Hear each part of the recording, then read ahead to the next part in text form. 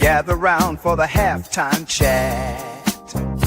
Old friends cracking jokes and talking stats, from life's little games to the greatest plays. Love and the stories from the old glory days. With Phillies heart and coach's cheer, we break it down every moment, dear. Life is a team and we've got the plan. Sports, love, and laughter, that's who we am.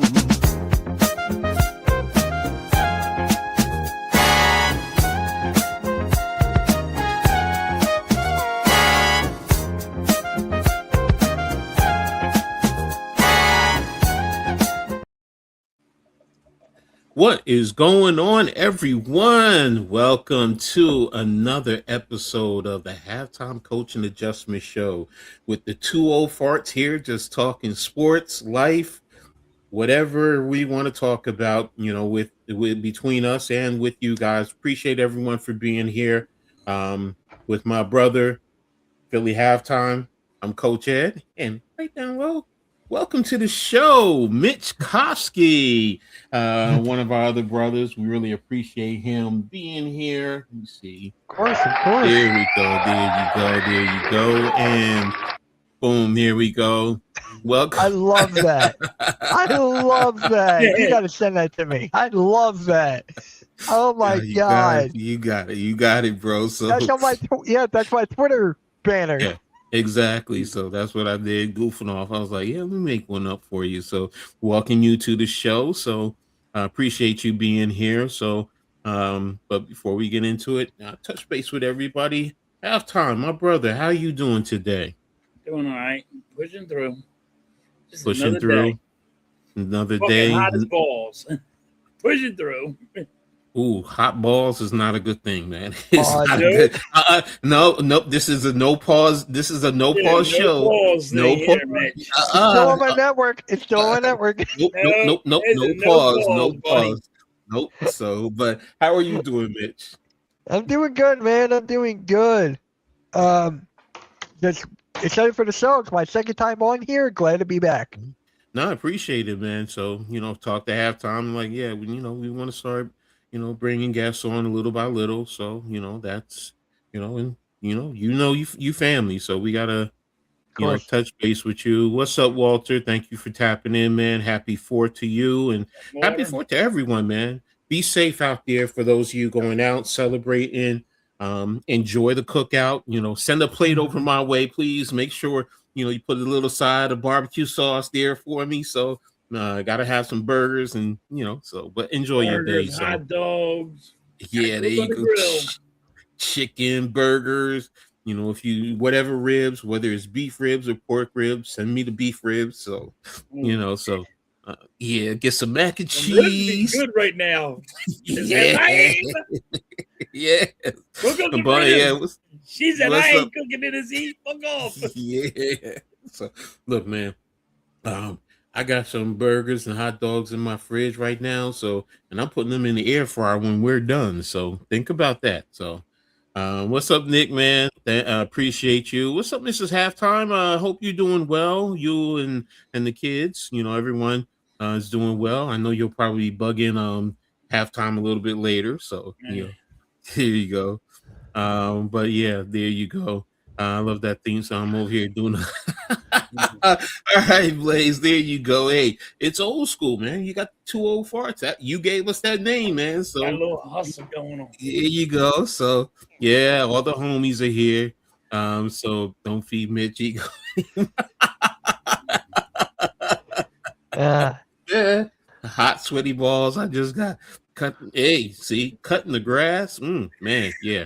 Yeah, that's the worst. That's the worst. I hate butter. I hate cutting the grass in the heat, dude. That's the worst.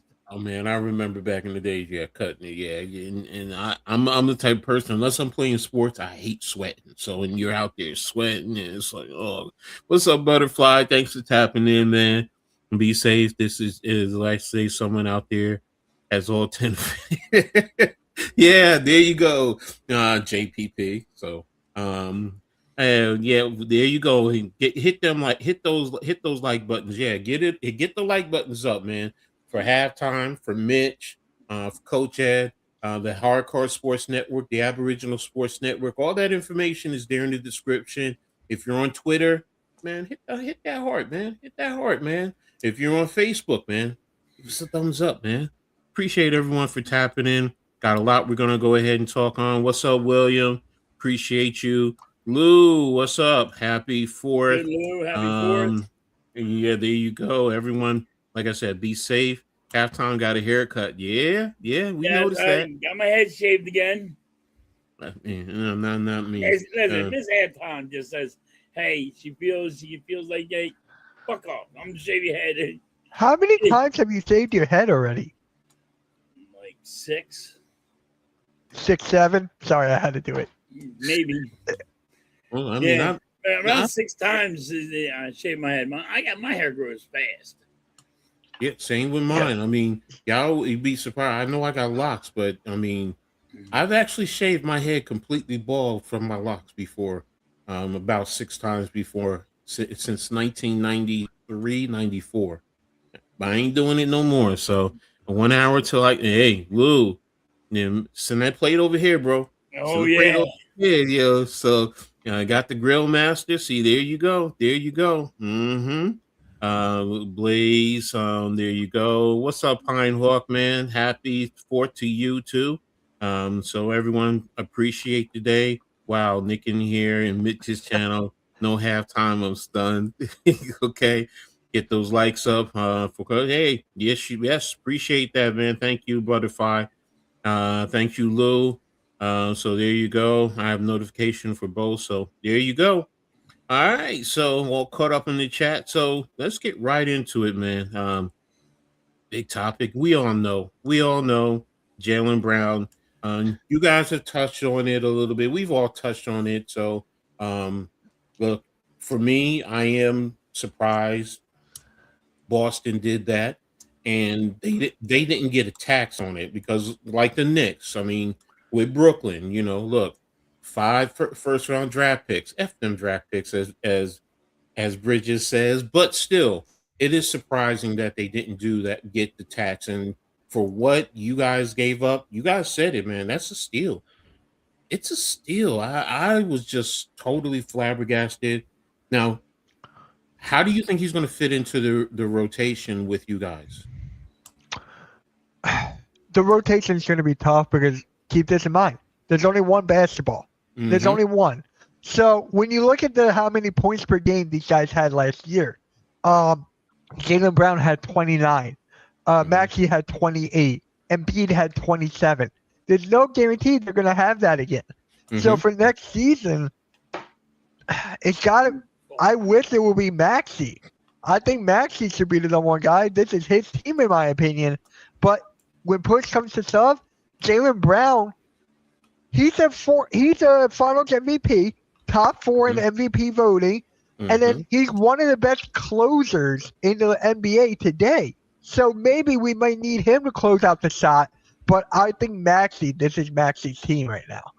Well, so that's how I would go.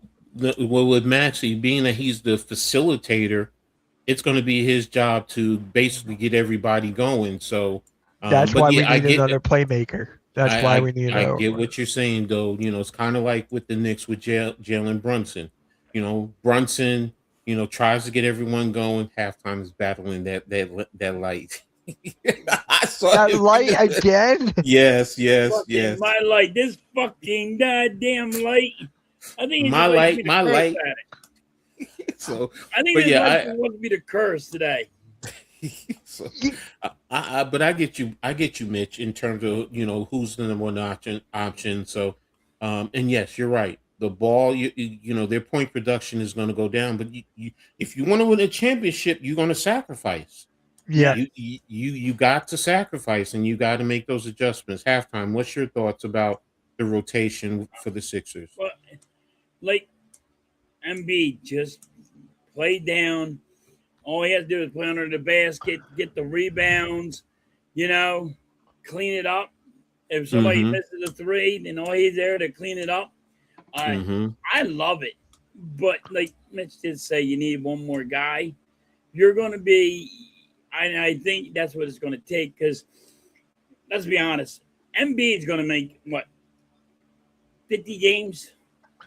So it's going to be, got to find out what he's going to have. That's why you need another guy. And I think there's two more spots open. That they have to fill. So let's see that, but it's like a wait and see now because is LeBron James coming here? Is he pulling that trigger? You never know what's going to happen. Right now, it's wait and see. But man, just the moves that they made, I can say now we're going to go past this. In the playoffs, the second seed. I think the Sixers have really done an outstanding job so far this year. But we had that's all it is. It's a wait and see game now. Blaze even talking basketball about can't start tomorrow. Yeah, you were talking about that. I'm like, nah. See, y'all killed me with that. I'm not gonna lie to y'all. Y'all can have the basketball, and you know me. It's football first, man. It's football first. So. I love football too, Coach, but I'm like, where's this? Now because of the blockbuster trade. Yeah, I get it. Now we want to see what's going to be on the court. No, exactly. I love basketball. Look, football is I love football more than I love any sport. But damn, this is going to be really interesting to find out what's going on with basketball. Well, yeah, you said it first with the blockbuster. As a Giants fan, we got the new head coach, and you brought in new players. So that's why with me, I'm like, and look, that's why you I don't want to move. That's why you want football right now. No, but here's the other thing: the Knicks just won the damn championship. I'm still basking in that glory, right? Man. You don't want to ready to let it go. No, I don't want to go on to next year. I want to enjoy. Let him. What let him marinate. Let him marinate. Let him marinate. Let that stage just marinate. Yes. Nick says, talk about your bench with the Sixers. You guys. I like our bench. I like what we did with the bench. We got some. We got guys who can shoot the three now. If you spread it out, you balance it out. Here's the thing. I will be honest. If Embiid is healthy for you guys, he really helps you. He really helps you out. He can stretch the floor, but he can still go down low and get you points. He doesn't need to be a defensive anchor. Need him to do. Just stay low and just stay under the basket. Stay low, and then on occasion, come out to the elbow. Kind of what the Knicks did with Karl Anthony Towns in the playoffs, and be a facilitator there, which. I know, Mitch, you're not gonna like it, but it takes some of the pressure off of Maxey. It helps him out. As far as being that facilitator, because you said you need another facilitator. Embiid is a good passer, so he knows how to read the offense. So, it opens it up. And look, Jaylen Brown can be a facilitator if you need him too. So it's like that's he averaged 6 assists last season. Yes, I think 6. So yeah. To keep the brothers on the bench is wasted talent and opportunity. Well, you're not going to keep them on the bench, but we needed a new everything, and it's a slow process. But we're going to get to that football a little bit later. Trust me. So, we always got y'all. Shortstops are very much the real deal, backbone of all sports organizations. Yeah, that's every sports, but when you're looking at the Sixers, what you guys have. I understand why you're saying Maxey because he's so dynamic, so explosive. He's a matchup nightmare. So, and then he just opens up your offense. So, I get you. I understand where you're going with that. So I'm not mad at you. So, but MB can still take on the double team too. But he don't have to take the shot now. all he has to do is all he got to do is get that double team where they come at him and then just pass it. And there you go. You got Brown, you got freaking Maxey. You can just pass that ball around and hit. You got Edge. Who's who's going to be your power forward as of right now without LeBron James right now on your roster? Who's at halftime, or do you want me to take it? You go for it. Gee, okay. It's gonna be Dean Wade, the guy we got from Oh Cleveland, yeah, Mike yeah, yeah, yeah, Dancy. yeah, yeah, He's yeah. gonna be he can stretch the floor a little bit. He can rebound a little bit. You can actually make an argument for Dominic Barlow to take some of the power forward spot. You can make that argument. But Mhm. since Dominic Barlow is coming off of a two-way contract, he started off and then got a standard contract. I don't think Mhm. he will be a good starter compared to Dean Wade. And Dominic Barlow's just the guy we need off the bench with hustle, with Mhm. Mhm. rebounding, and everything. So if it is LeBron, Dean Wade goes to the bench and LeBron plays the four. So Okay. right now it's Dean Wade. Okay. Okay. There you go. That I wanted to also touch on this. Look, Porty is a lot better than most people realize, because a lot of people say he's the third center, and that's what he was with the Knicks. Yes, he was. I mean, I'm not going to lie to you. He's now better than Mitchell Robinson and Karl Anthony Towns, but this is his what second, third? No, this is his third year, so he's still young. He's still developing. Um, he's a Grizzly type of a guy. He has a decent offensive shot. I mean, he can make certain shots, in comparison. Like if I put him up against Robinson, no, he's a better offensive player than Robinson. Now, he's not the offensive rebounder that Robinson is, and he's not the defensive presence, but he can hold his own. You saw in the championship when he went up against Wemby, he held his own. So even for a couple of minutes. So you guys are going to end up loving him, and you're going to appreciate him if you like those gritty glue type of guys. So, but The in thing terms, I like. Oh, you can go, Coach. no, I'll no, no, finish go ahead. I after. was just going to move on. The thing you Oh, like is okay. what? The thing I like about Hawk Porty is how much of a motor he is off the bench. Mm-hmm, He can mm-hmm, only be there for a certain amount of time, but mm-hmm, that certain amount of time can be a big impact. Let's say he gets a huge dunk at a big time moment or something, mm-hmm, hypothetically. mm-hmm, That could boost the bench. That can mm-hmm, boost the starting lineup, and that can get the crowd pumping. So that's exactly what we need for a bench. Someone who can do that. That was like a Paul Reed a little bit, here and mm-hmm, there. Dominic mm-hmm. Barlow had his time, but Hawk Porty right now, he's our backup center right now, and I'm And like, he's a He's a good legitimate. fit as a backup center. He's a good fit there. Yeah, You got no, I mean, Bona, yeah, look, there's going to be times where you might even do a double big lineup where you, yeah. you can put Embiid out, at the four, and he could be a stretch four because he can shoot the three, and let him go down and be physical in the paint, and that takes some of the pressure off of Embiid in the long run. So, as a Knicks fan, yeah, it's concerning. It's concerning.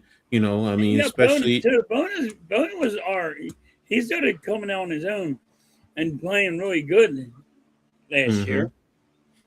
So you guys are, I keep saying, and Blaze always tells me, "Oh, coach, stop it." When I say you guys are number one, look, y'all have a squad now, and your starting five can play with the Knicks. You could say the Knicks are because they're the champs, and because of the way that they play. Your five, because of Josh Hart. Josh Hart is not a consistent offensive threat. That's the biggest thing. And Bridges is streaky. Bridges can get you a 30 piece, yes, but there's also times he can get you single digits. Josh Hart can get you close to 25, but he's more of a 12-point type of a guy. But he's a triple double guy, so that's his role. And your lineup, your starting five, bro. This really helped Maxi when Embiid Yes. needs a day off or needs some rest. Yeah, and Because that's sometimes Maxi will only get you like 25, but he gets you 30. He's mhm. going this now that friggin' Brown's there, it's going to really help him out. Like I Well, don't think Embiid. I think only Embiid's going to be playing like 50 games. So wow, 50. I mean, he only made 43 last year. Yeah, Didn't I It got was realize like that. 43, right, Mitch? I don't Give me a Google nothing. second. I just Yeah. like 40 some odd games. He that played you only 30. play. He played 38 games last season. Okay, so Didn't realize I say, that. Okay. so It I doesn't say he's feel gonna like make. it, but yeah, I'm giving him more. I'm giving him way more because I thought he because the did guy 40. had an appendicitis out of nowhere. Out of nowhere, he gets an appendicitis. It's like you can't make that up. Well, Blaze puts a good put on. You got scoring with your guards, wings, and the MB. Your 4 spot power forward just needs a rebound, defend, and block shots. That's what right now. That's Wade. I will say this: if you get LeBron James, Blaze, I'm sorry, that's going to change because you're not going to. LeBron James he's not just going to rebound. He would probably be your second facilitator Right. behind Maxey if you get him, because LeBron James has that. He's always had that, that IQ. And I've always said, like everyone always compares him to Michael Jordan. I've always said he's more of a Magic Johnson than he is a Michael Jordan, and he's always been like that. So, but we'll see if Arlo gets a 3. Yeah, that's the thing. It's just wait and see now. I don't think we're going to get LeBron James, though. I think he goes to the Cavs. Yeah, dude. And I'm going to talk about that in a little bit. Teacher got game as a Knicks fan, so you might. That's the freaking Cowboys. Oh, okay. He's talking. We're going to get to the football. Happy 4th, Alexander. Thanks for tapping in. Happy 4th, everybody. Hope you guys stay safe. I know y'all want to play with fireworks, but stay safe. Keep all your phalanges. Who? Yes. Wait, who was that football player that was playing with fireworks? JPP. JPP. I thought so. Okay. Yeah. Don't pull JPP. Yeah, Blaze, you're right. You have to develop familiarity, continuity. The Knicks have that right now. I understand that. I mean, look, I understand. Believe you me, I understand where you're going and what you're saying. So you can't compete. Yeah, he's a legit 7 foot. So now he's not, high level athleticism, but he's good. He's good. Yeah, you can do the double big. He said, "Oh, with Johnny Broom. Okay, Broom, okay. yeah. Halftime is lying. He's not. He's not excited. His favorite player. Okay, your favorite player. His favorite player is with Washington. I thought. No, he's talking about Kyle Lowry. Oh, okay. All right. Yeah, he's just taking my balls about Kyle Lowry. I thought he was still on the team. I thought he was still on the roster. So yeah, I knew he retired. So I saw that yesterday. People are underestimating Philon. He's supposed to be a lottery pick, and he's crafty. He's a crafty scorer like Brunson with Kyrie's handle. He has Kyrie handle. He has good handles, not as good as Kyrie. He's got decent handles. Let's put the brakes on a little bit, game. Let's put the brakes on a little bit. He's got good handles for a rookie. Yeah, Kyrie has just some. He's small too, right? He's 6'2", 6'3", yeah. Yeah, I forgot y'all got Anthony. Why is I say 6'2"? Somebody got to go like one more fucking foot, like it's going to be something big. They lied to you too much, buddy. If it says 6'3", they also lied to you. Oh yeah, I know. Look, Simons is not better than Deuce McBride. I'm sorry. Actually, he's 6'4". My line is 6'4". Teachers got game. No, he's a good asset. Simons is a good 6'4". asset, but he's not better than Deuce. I'm sorry. Because Simons cannot defend like Deuce. He can't defend like Deuce. That's the one thing that I love about Deuce, especially when they put him on ball. He's right there. He moves his feet very well. He makes it for any guard difficult for any guard bringing the ball up. Now, he's streaky as a shooter. Yeah, I will admit that. But he relies on his defense. So that's what I'm afraid of. We have to see if LeBron will take $4 million. Well, he did say that he will take he's going to take a low pay whatever. So I think it's $4 million if he comes here. Look, you know what? Look, hold on, because I was going to get to that in terms of the division. Right now, just the division and I'm talking about Just the division, not the Boston. conference. Okay. No, just Boston, New York, Toronto, Brooklyn, and Philadelphia. That's the division. Where would you put Philadelphia in the division right now, today, just today? On paper, Mm-hmm. I got New York 1. I got Philly 2. I got Boston 3. Mm-hmm. Hold on. Yeah, Brooklyn's on the bottom. We're just gonna put them there. Mm-hmm. Brooklyn's on the bottom. Toronto. Oh my God, with Kawhi Leonard. It's exactly what I was telling you before halftime. It got so competitive on the eastern side that it's so difficult to predict. It is really difficult. So if I go again, Knicks 1, Sixers 2, Raptors 3, Celtics 4, Nets 5.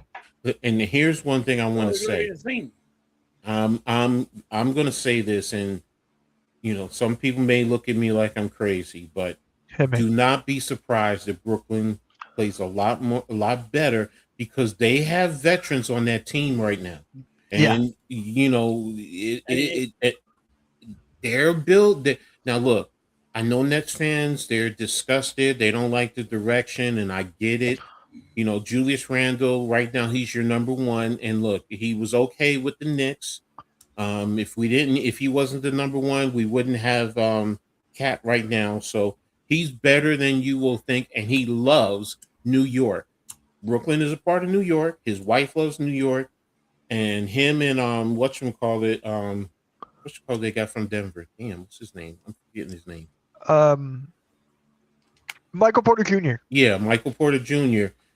I know there's the argument that they play the same position, but if they can gel, they're going to surprise teams. But the reason why I was asking about the division, and I'm with you guys. I'm debating between Boston and Toronto. I just keep flip flopping. Yeah, but yeah, I have New York 1, Philly 2. Oh, no, wait a minute. Let me see. Wait a minute. Hold on. Yeah, this is my overall. This is the conference now. Yeah, if we look at the division, I have New York 1, Philly 2, Sixers, Toronto, and then the Nets. I have them at 12th in the conference, and I do think they're going to be right there with Atlanta, Orlando, the Bulls, and the Nets, and the Wizards can be right there over here. Let me do the this. Wizards. It comes down to Anthony Davis and Trae Young. Yes. If we get LeBron James, this all changes. How? Then you're going to put Philly at number 1, right? That's what you're saying. Huh? You're saying then if it's going to, because you said New York 1 and Philly 2. Yeah, I would it changes, I would put Philly taken down in New York next. Even if you won your champion, you won it last year. You ain't winning it this year. No, I get you. Hey, well, I understand. You got LeBron James, but we're not getting LeBron James. I'm just saying there's 2 more moves. I think there's 2 more spots that the Sixers can make. I think 2 more spots are open. And yeah, I don't know what's going to happen. I don't think we're getting LeBron James, but there could be another freaking move that they do. Who knows? There's 2 more. It's 2 more spots, right, Mitch? That's around open? there. Yeah. So, if we get LeBron, then Sixers are all in. Coach, yeah. Hold on. I'm going to say this one thing about your rankings. I love how you have the Pacers that high. I love it because people are forgetting how good Indiana was with Tyrese Halliburton. And they got Zubac. They got some Pascal Siakam. They got some guys there. I really like that. I really do. That I looked at it, and I hate putting them this high, but I'm looking on like Cleveland. What's going to happen with Cleveland? Goes to Cleveland, wouldn't they pass the Pacers? Well, it depends because Harden right now is a free agent. He opted out. So, and then they're going to, once they get LeBron, he'll come back in. So it just depends on how it all falls. I think Boston would be lower. Would be lower. Yeah, teacher. Miami is 8 here for me. because you just made the trade. You got to build everything. Detroit, they still have Cade Cunningham. I mean, Miami is, first of all, who's the point guard for Miami? That's the biggest thing right now. Who's going to control the offense and put guys in the right position? So yeah, that's why I have it there. It was hard for me to put Orlando at 10 because I do love Orlando, but they have the new head coach, so I got to see. Um, I got to see, and that's the whole thing. So, you think Hawks are better? I mean, it's possible they could take overseas. That's why they're all grouped together, right? Like for me, honestly, the top 6, you want to say Detroit, depending, is close to in being in the top of the conference now. But I mean, Toronto really elevated. Boston is still Boston, and you could say what you want about Brown, but you have Tatum. You still have players over there. Pritchard is a lot better than. Yeah, and they have a great coach. They really have a great coach. So, so they're better than 9. I mean, we gotta see. So, I mean, look, they did wake the Knicks up last year, but you saw what happens when they woke the Knicks up. So they got they after the game 3, they got their butt spanked. So I hope we get LeBron. It's going to be like people telling me A.J. Brown wasn't getting traded. So Lou wants the season to get LeBron James. I not want A.J. Brown traded? I told you he was going to fuck us all up. He said, I'm going to tell you that disaster. What's up, Mets? Thank you for tapping in, bro. Are you seriously have the Hornets at the bottom? Look, guys, are you not looking at the teams that are over them? That's what I mean about competition on the eastern side. I forgot the Hornets in here. Exactly my point. I would put them over the Bucks. I forgot the Hornets. Oh, thank you. I don't have the Hornets at all in here. Thank you. That's my fault. The Hornets would probably be in there with Atlanta or Orlando. So I would put the Hornets underneath the Bulls. Not even in it. The Bucks are there. I have to put them under the Bulls because of the trade. Yeah. So they would go to 12 and Brooklyn would go to 13, 14, and 15. That's my fault, guys. I apologize. I like that. No, you're good. You're good. So many teams you forget. I still do that. Teacher, I get it, but right now, because I do think Harden is going back, and Boston, I have to. They have to go down a little bit because of the trade with Brown, and then how is Paul George? He's not Brown, so and plus he's 36 years old, and he's injury prone, so it's like that's why I'm like putting him down a little bit. I mean, the Cavs. Still, you have Donovan Mitchell over there. He's one of the elite players in the league. So I still have to respect them. So, did the Cavs sign Harden to a deal or something? No, he tapped out just to open up money so they can, possibly get LeBron. We know what it is. So, it's we're going to say ESPN has the Raptors too? How? Kawhi. Because adding Kawhi does so much for that franchise, but I would not have them as high as 2. I would have them like around 5, 6. Yeah. You see where I have them, so I don't. Yeah, I'm like right around the same ballpark. Yeah, so it's. I might put them above Boston, but other than that. Yeah, that's what I said. I've been debating those two. It's like going back and forth, but their head coach. I still respect the hell out of their head coach. A head coach helps more than you realize. As a Knicks fan, I'm telling you, a head coach helps you more than you realize. Because if we didn't have Mike Brown, you saw what we had last year. So, but yeah, that's my ranking right now. To be, it depends what happens with LeBron James. If LeBron James goes to Cleveland, that probably pushes Cleveland up. If he goes to the Sixers, that pushes them up. I can't. Oh, Miami. If he goes to Miami, that's probably going to push Miami up. So, Yeah. The sorry, thing, Charlotte, I forgot to put you on my list. they're So does that forgettable, mean that honestly. if you put you'd be the Charlotte Hornets in there right now, does that mean the Bucks are out? They no. are out. Either way, they are out. Yeah, the Bucks right now, it's their reclamation project for me. So, you put Miami that high, okay, respect. The I thing, disagree with you, but yeah, the thing with Miami, for me, the defense with Bam and Giannis, it is so good that LeBron doesn't have to do a lot of the defense anymore. He doesn't have to do that much of the dirty work.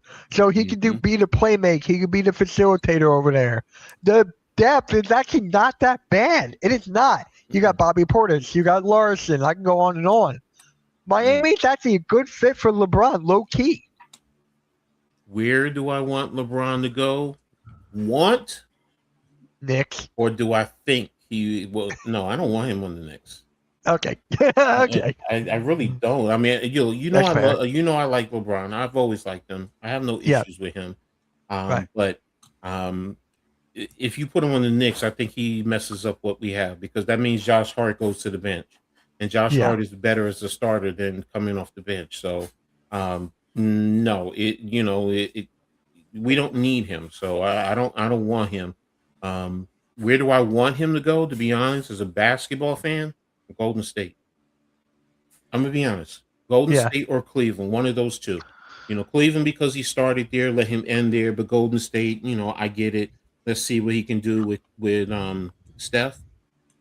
That's where I would want him to go. I think more than likely he's going to end up at Cleveland. Yeah. Says let him stay west. Like I said, if he comes to Philly, I'll support it. But this team, yeah, I mean, yeah, I'm the same way. I don't see them winning in Miami. Yeah. So actually, last night on my stream, I did a top 5 LeBron James destinations. I did it based on market because where LeBron goes, it has to be a big market, right? It has to. I don't see him going to New Orleans. I get that LeBron is the market. It will be a bunch of primetime games, but let's be honest here. The Knicks have the biggest market, so they're 5 for me. Miami's 4, Sixers 3, Cavs 2, Well, Warriors 1. Well. See, now you said market, and if Yeah. you're going to go there, then why don't you have Brooklyn on there? Brooklyn is part of New York. That is the New York market. It is, but it's not as big as market as the Knicks. I know. I was thinking of this. I know. I'm messing with you, bro. No, you're good, dude. You're good. You're good. No, I get you. I mean, you're good with that. I can respect that. So, but one thing I wanted to. Oops, let me remove this and bring this up. And while we have a chance, and it says, we're going to talk about winners. Right now, ESPN says Miami is one winner. Loser is Boston, which we all figured. There's actually a reason why. There's a reason why Boston traded Jaylen Brown. No one's really talking about. Well, they can't afford Jaylen Brown. It's the same thing with the Knicks. That's why we can't have Mitchell Robinson. So yeah, when they can't afford Jaylen Brown. Amen. Losers, Lakers. Yeah, that makes sense. I'm gonna have to sit and think about that because I did like some of their moves. Winner is Charlotte. See, that's where I'm battling back and forth. So losers Portland. I agree with that. Winner is Toronto. Yes. Loser. See the Knicks because we lost 2 key bigs, and that's the thing that no one talks about right now. We only have Cat Towns, and now you have Drummond. Oh Lord! So calling it 3. Yeah. So Drummond going to be crying about his big toe, and you're going to be like, "Oh my God, he ain't playing because his big toes hurt." Wait, the Pistons? They didn't put the Sixers. I just realized that. Yeah, so they said the winner is Miami, loser is Boston, which we understand, which we all agree on not to lose there. The Jazz, Yeah. That's why I'm like, wait a minute. That's why I can't figure out the Lakers. You got Kessler. He's a They good. overpaid. They overpaid for Kessler, I think. They gave up 4 firsts. They gave up a lot of firsts for Walker Kessler. Yeah, but all right. They said the same thing with the Knicks with Mikal Bridges too. But You know, Mikal Bridges, in my opinion, is better than Walker Kessler. well, I mean, yes. I'm not gonna sit here and say he's. It was a sign and trade. So he signed a Yeah. 4-year, $130 million contract with the Lakers, while the Jags received unprotected 4 first-round picks: Yeah. 31, Okay. 33, 28, and 30. You're right. You're right. I get you with that. I That get was a way overpay. the Blues are Portland because of the John Morant. So I'm just like, really? I mean, you gave up Jeremy Grant and Chris Miller for John Morant, and if his head is on straight, that's why I'm not going to say they're a winner or a loser. It's to be determined. But if John Morant plays like he was when he first came into the league, that's a steal for them. They That's didn't why have to give up any draft picks. yeah, no draft picks. You just gave up two rotationals. Toronto, I agree with. Loser, yes, I do agree. The Knicks are losers because they lost the big man, and you got Drummond. I'd take Robinson and Porty over Drummond any day. The Clippers. I'm sorry. I thought the Sixers were in here. That's why I brought this up. I It's all could have good. How come the sworn. Sixers not in that? That's I why you can't go by stupid stuff like that. People Would go that by be? Hold on. Would that before the trade went down? Because if that came out before the no. trade no went because down, then Boston's in there as a It says loser. Boston is oh, under okay. in trade talks. They wound up settling for the That's why Sixers you can't package go of by Jordan. that kind of That's shit. why I'm like, when I saw Boston and they said this, that's why I was like, all right, so the Sixers are winners. So that's why I was just like, okay, makes sense. So I'm I like, don't go by okay, that kind of okay, it's stuff. my That's fault. just I should have read more. I somebody's should have got read more. stats and So people go by it. I don't go by that kind of stuff. yeah, so that's my fault, guys. I wanted No, to all talk good. about winners or losers. So, but yeah, we talk. Oh, halftime. I didn't ask you about where you have the Sixers in the division. I had right now I have it Knicks, Sixers. Um, I do have Toronto, then Boston, then Brooklyn. That's where Okay. I got it. Now, I what think I about think in the I, I conference? think Boston really is going to fall off Okay, no, I got you. I got you. That's what I because said. Is I mean he was giving them 30 points a night. Yeah, but oh, if you show up Tatum, you're still up there. I mean, Tatum's not damn good. Yeah, but He's coming off an Achilles. I'm just saying. but here's the you're thing. still down. But the division now as a whole has stepped up. Yes. So that's why even though Boston might, you put them fourth, and let's just say they're fifth in the conference, they're still one of the top teams in the conference. So, um, and where would you rank Philly in terms of the conference? Now you have them two in the Atlantic. Who do you have number one in the conference? In the conference, I got the Knicks, Who would be number two? Sixers, as of right now. Okay. So there you have it. What about? As of right now, not knowing the other moves, I got the Mm-hmm, Knicks, but I got the Sixers right behind them too. But if mm-hmm, we get like LeBron James, I got him over the Knicks. mm-hmm. Okay, okay. But I then, like got you. when I say that, it's win a chip or bust for the Mm-hmm, Sixers. mm-hmm. He'll ruin his legacy going to Golden State. Look, he'll ruin his legacy going anywhere else than to Cleveland right now, to be honest with you. So, I got to give Blaze credit here because he mhm. said this on the Pick and Roll podcast. Blaze, I'm giving you credit. Hold your high horse. I'm giving you credit here. He said that if LeBron picked a fourth team and he wins a ring there, nobody has ever won a ring with 4 different teams. Mm-hmm, So mm-hmm, to saying mm-hmm. that alone might pique LeBron's interest a little bit. Yeah. Yeah. So there you go. ESPN just say this is free agent win and losers, not trades. That's why Sixers are not on it. Okay. Lakers have no defensive wings. Fair. look. The Lakers. The one thing about the Lakers right now, they're building their team around offense. Let's be real. Yeah. They're Yep. building their team, so they're probably going to want to see if they can push an average of about 125, 130 a night, and that's high. That's high if you can average that in the NBA. So, now the question is, are you going to be giving up 140 a game? But, I mean, but yeah, they're not going to be built on their defense. So what about Bain and his 5 first? Yeah. Yeah. I mean, I what think what I'm seeing is if you feel you have a championship team, you're saying your draft picks are irrelevant because they're going to be on the back end, and the you're going to be competing for a while. So when those draft picks come up, is it going to be really that valuable per se? Or it's not a lottery pick. So, yeah, I know they're trying to get Looney. So, I mean, I still wish they would have made the trade with Charlotte. They got shut down with New Orleans, but yeah. wanted to overpay. That's not a trade. It's free agency list. Didn't say free agency winners or losers. Okay. I didn't read well. I just saw winners or losers, skimmed it, and jumped right in. That's why I said it's my fault. Yeah, I know better. I'm educated. Education.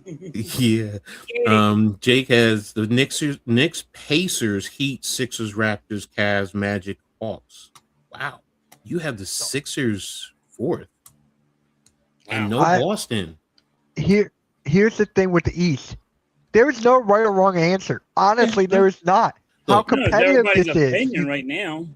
here's the last Right. question before we move on. Now in the league, now we're going to be putting in the West.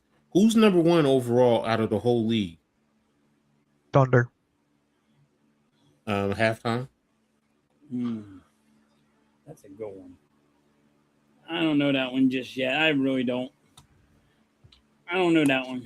I'm Thunder because we saw what happened with Yeah, but they're going. I think they're going to be down lower. So I think this year somebody's going to step over them. over the Thunder. Okay, so who's number two in the league? Spurs. Spurs. I'll go with Spurs on that one. Okay, But I who's just think somebody's gonna step over them. The whole league. That's a good one. Mm-hmm. So I mean, yeah, it was. look. I know I've joked around and the Knicks are this and they're fourth and look, yeah, Blaze has said it. I believe in the underdog theory, and I love when, as a coach, as a former player, I love when people look past me. I don't care if I know I'm good, I know I'm the best, but you want to look past me. But the Knicks, they're the champs. You have to give them that respect. And yes, the Knicks are number one right now until they're beaten. And that's not me just saying this because I'm a Knicks fan. I'm just being straight up. If it was the Spurs, I would have put the Spurs. So, I do that. Then I think it is the Thunder. I do think it's the Spurs and the Sixers are like right there right now.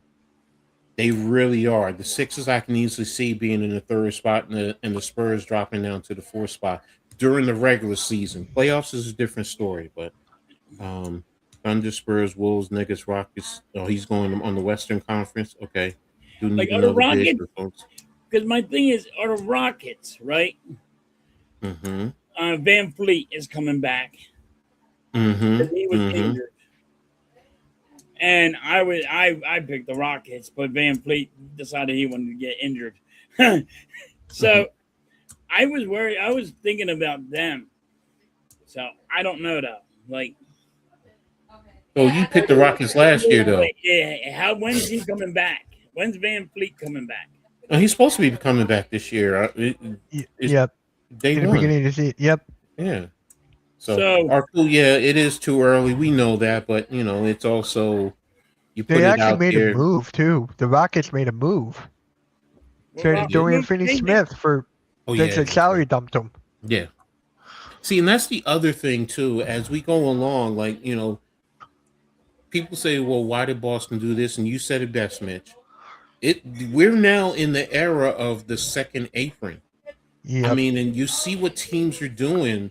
They're making certain changes because you can't afford, and because of how restrictive that second apron is.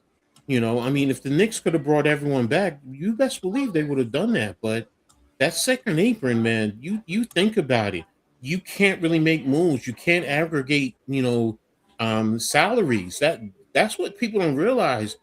You can't combine salaries to match someone else's. It has to be player for player now. And that's hard to do in this day and age, So I understand why Boston really did it. Yes, you can say the online stuff and he didn't fit in. In the end, it comes down to one simple thing. It's about money. The Always owners about do money. not want to pay and lose certain semblance of money overall. So it So to is me Jalen that's Brown making the same money as PG, Yeah. pretty or is much so. PG Yeah, making more? It's around the same. yeah, Because if it wasn't around the same, the trade wouldn't have gone through. yeah, yeah. Um, Look, do we Because think? Do you? I remember Mitch saying that they couldn't afford Jalen Brown, but you just went and got PG. So Mhm. why It's would you flop say that if he's making the because same amount of money? I know there's like 2 years more on PG's contract, right? I think it's more in Brown, Brown and plus they also have the ability to add years extend to his contract. Yeah. extend him. Yeah. So we got more of the money, but we got a younger player, a better player Ah, overall. So for Mm-hmm. me, I'm that's why like, I was asking about the we money can eat that situation. money. We can eat that money because we got someone who's younger, who is better, more healthier, and it won't be suspended. That's why I asked if it was how much more I money got was you. it. Mm-hmm. No, I You know think what I mean? Like if you're all saying it's the same, it's like then 57, it had 58, nothing if to I'm do not with money. mistaken. It's pretty much around the same. Yeah, it's Yeah. about 57, 58. One is 57, one is 58. So to me, that's the same. Yes, it's $1 million. So yes, if you put $1 million in my hand, that's a lot. Yes, but in that Damn, you spectrum, coach! I didn't know $1 million wasn't shit. no, I'll take a What million. just I'll give yeah, me take a it. million, then, and I can we stop all working. would.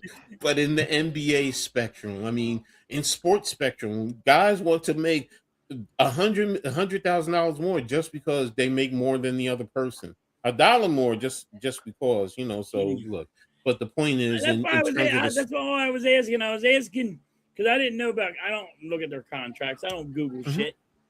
But if it's a yeah. money situation, how's that even possible? It don't make any sense Well, because you get a PG younger just signed player. that contract. Yeah, you get a younger player, in Brown, and Don't get me wrong. I'll take a he's younger he's player. he's I don't want also I don't want a 36-year-old guy that wants to do YouTube and going to get suspended for 50 Well, he to games. be all fair, Jalen Brown streams on Twitch. yeah, he's constantly on He Twitch. can be on Twitch. I don't care what he does, as long as he ain't So like making basically, so not what? like Yeah. Let me ask you this, halftime. Let's say Paul George was performing, right? And he was still on YouTube. Would you care? huh? I If don't care. Paul I really George don't care was what still on they a do. team, I care that he got suspended for 50 games. Guys, I have a guest who wants to say hi real quick. go for it. My daughter. Hey, All She right. wants to be part of YouTube, man. Let her go. Oh, she has her own channel. She gonna be a star. She has her own channel where Well, she bigger does star than we are.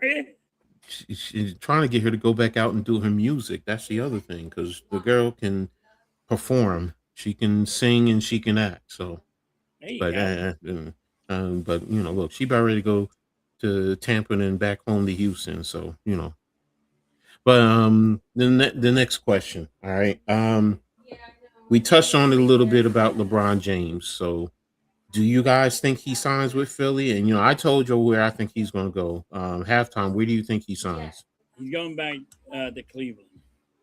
Okay. Do I want him here? if you get him here, if we're all in, and that would be a huge help because then we Embiid and everybody can get more rest for the playoffs. You don't have to have Maxey friggin' having all them friggin' minutes. You can actually spread it around. People get some breaks. But I think he goes to Cleveland. He loves Cleveland. His wife loves Cleveland. They got to, you know. You don't love Cleveland They don't like anymore. Cleveland no more? His family, everybody's moved to L.A. Yeah, but No, I LA. heard that they love Cleveland. I mean, he's his home, but That's his home, Come but on. they really love I mean, LA. he got it. Come on. play home tomorrow in fucking Jersey. Who cares? It doesn't mean shit. yeah, I mean, hey, he loves L.A. now. I mean, come on, let's be real. The beaches Well, and I heard that he loves his wife loves Cleveland, and they got their thing going in Cleveland. So yeah, no. They all moved to L.A., man. They really did. That's why he went out there. So Yeah, for his I think businesses, he's going to movies. Cleveland. I think That's they're why moving- I'm picking Golden State. That's why I'm picking Golden State here. You got Sacramento. You're in picking Golden California. State. He's picking Golden State. Huh? Everybody picks Golden State. That's why you're picking. Yeah, Golden but State. let me can I finish? Because Sacramento's the place. You got that. Draymond Green is now a free agent. They're trying to get LeBron in for as much money as possible. And just imagine Curry and LeBron on the same team. I'm telling you, that would be like such a circle moment that we're all witnessing. We all want to see it happen because we've seen one of the best final stretches in all time between those two guys. Now coming together as one team. We've seen them play together on the U.S. Olympic team. So, what's even good in Cleveland? True. True. the Rock and Roll Hall of Fame. Yeah. So, Here's the Look thing at with that. Cleveland, though. Here's the thing with Cleveland that people don't know. Weems, the guy Weems, who's like a general manager or something, that's like LeBron James's younger brother. He loves that guy so much that's a big X factor, but they don't have Garland. They don't have Darius Garland. They have Harden. That's the only knock I have on Cleveland. If they kept Garland, LeBron would have gone there like that. Like that. If they did not trade for Harden. Okay. We'll see what happens. But, Where well, does he go? if he did come to Philly, how does he fit into the rotation? All right. He'll be the power forward spot. He'll be the 4. Dean Wade will come off the bench. So with Dean Wade's shooting ability coming off the bench, that is actually good. You got him, Simons, and you got a couple other guys. So for me, LeBron coming at the power forward spot, he'll be a point 4. He'll be taking the ball up. That would give some time off Maxey and Edstrom. They can rest, take all the minutes because they were number 1, and I think Edstrom was 3 in minutes per game last year. So with LeBron there, you got all this stuff and all the changes for the better. So that's what I got. I think it's going to be awesome. I really do. I don't see him coming. So I don't count my chickens because I don't think he's coming here. I mean, if he came here, it would be, but It just comes down to the money, though. For me, it comes down to the money. I don't think he'll be taking $4 million. If he comes here, it's only like $4 million. Will he really take $4 million?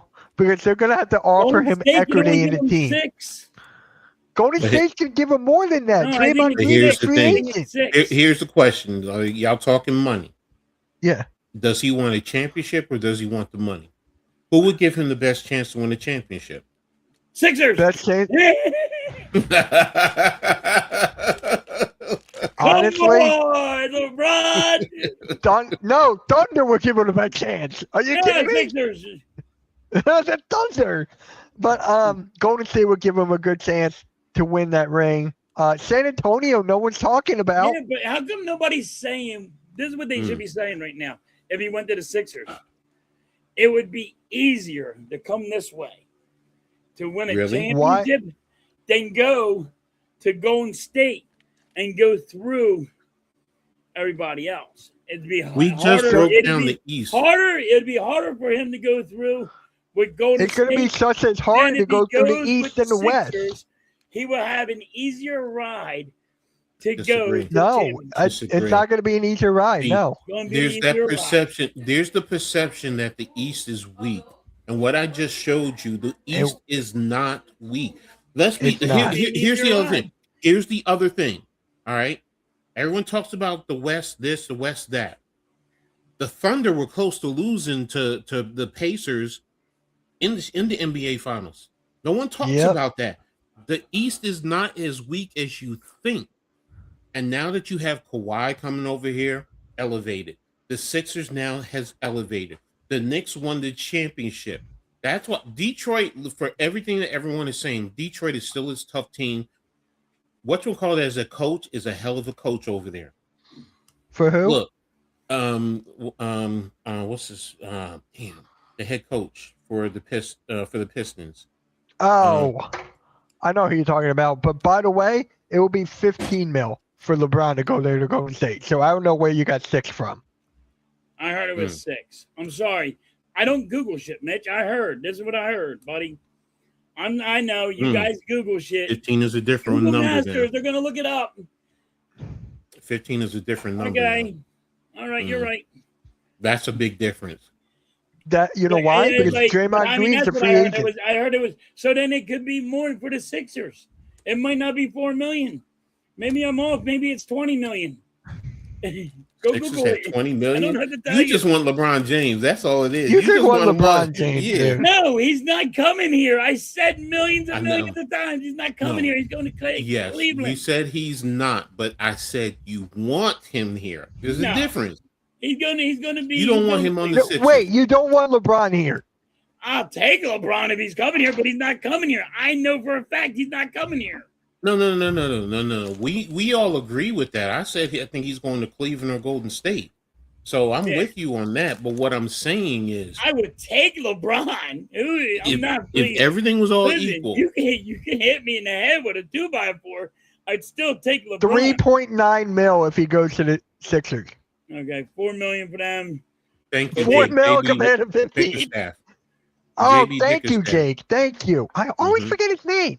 Yeah, I mean, I remember his dad. It's just I keep forgetting him. So I forget about his dad too. I don't know why. I hope you get your wish. I really do. I do not want LeBron James here. He's not coming here. He's going to go back to Cleveland. No, look. If you put it on, if you were to tell me to bet on it, which I'm not a betting man, but if I did, I'd bet that he'd go somewhere else before he goes to the Sixers. I mean, don't get me wrong. If he came here, I'd bet on it. I'm going to go bet on the Sixers. I'm going to see if I can bet on the Sixers going passing the second seed this year. I'm betting on that tomorrow. I'm going to casinos tomorrow. I'm going to bet on that. Okay. Okay, so the Cavs can only give him 3.6. Yeah. Well, it's pushing.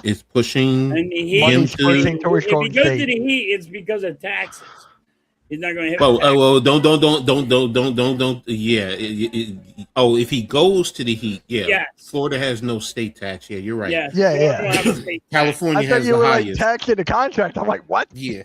No, California has the highest state tax. Florida had no state tax. Here's the thing.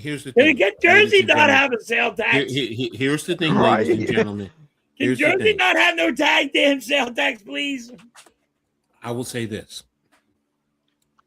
If you are an athlete of that magnitude, you do not put anything in your name. You incorporate yourself and you put everything into your incorporation. Because that limits your taxes that you're going to get. You can get bigger tax breaks. Why do we always complain about businesses getting these big tax breaks? Well, that's what you should do. That's what we don't do at this end ourselves. I didn't learn about that until later. Houses actually do. Yes. You're right, Coach. Yes. You put like right now, you can go out and incorporate right now, and then your work, you put it in there, and money that you earn, like if you hit the lottery, You put it in there. You don't put it in your name. You reduce the amount of tax that you get. So that's just my little thing on taxes. Thank you, Mom. My mom was in bookkeeping and accounting for years, so um, Ah, that was always ingrained. So 22-year-old LeBron was worth the drama. 42-year-old LeBron, look, we all get it, Lou. We all get it, but he teams still want him because of what he can do, and he's still a good player. Look what he did last year at 41 years old and average. He's not going to be asked to carry the scoring load No. on a team like Sixers, or if he went to Golden State. He's not going to carry that, so it'll be totally different. So Take I it kind of want him to go to way up Minnesota in too. Philly. hold on a second. Mitch wouldn't be going to a game Excuse me a because their second. ticket prices are Hold going to be up on. really high. Yeah. Low key, I kind of want him to go to Minnesota. It's not in my top 5 because of the market, but can you imagine him in Minnesota with LaMelo Ball, Anthony Edwards, Jaden McDaniels, and Rudy Gobert? That's not a bad fit. That's not a bad fit. Okay. He said he would play for the minimum back. Actions speak louder than words. That's all I got to say about that. You guys got to listen to Rich Paul and get real NBA news. True. Sometimes you also have to read between the lines because they're also talking to the owners in a sense, or the GMs a little bit. So, just like, he would have went to the Knicks, you're trying to drive his market up. That's a smart tactic. So, but hey, that's just me. Spurs should try and sign LeBron. It makes sense for him to go there. And so you put him on the Spurs, it really helps them with that talent there. I just want to see Harper and LeBron. I just want to see that. And Wemby. Don't forget Wemby. Yeah. Put out the statement that as soon as they That would start be pretty saying good, Rich too. Paul Parker's that. LeBron with Wemby. Yeah.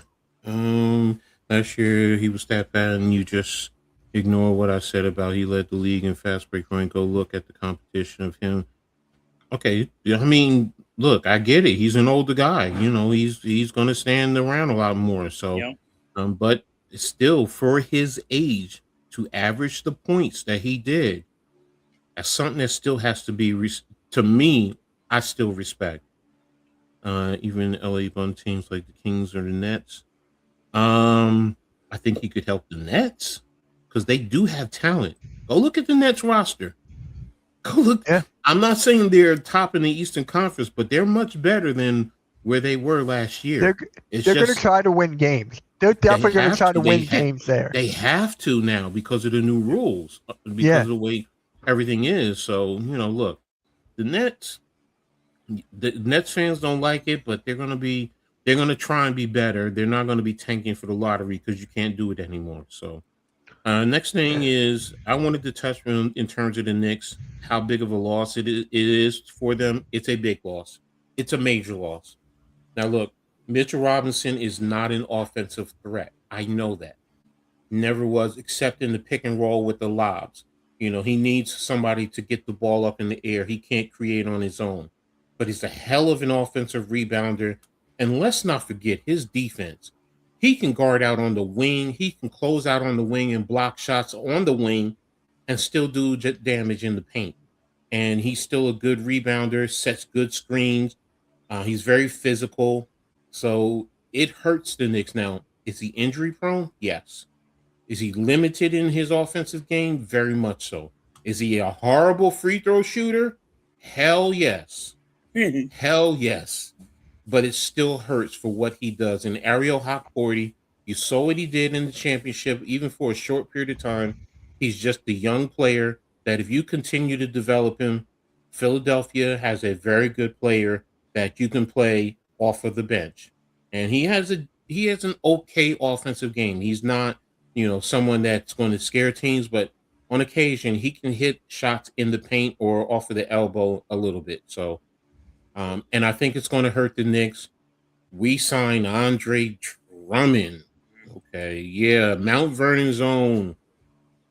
So You didn't sign him for a lot. Yeah, I heard about he can shoot 3-pointers, and people are going back to when he was playmaking with Detroit, and he was getting offensive rebounds, but I'm not sold on him. I'm not sold Oh, on him. I think the Knicks got worse at the center position by signing him. That's me. That's me. Hopefully he proves me wrong. I would have rather they brought back Hawkporty, but I understand about the money. Sixers gave him what you guys sign him for?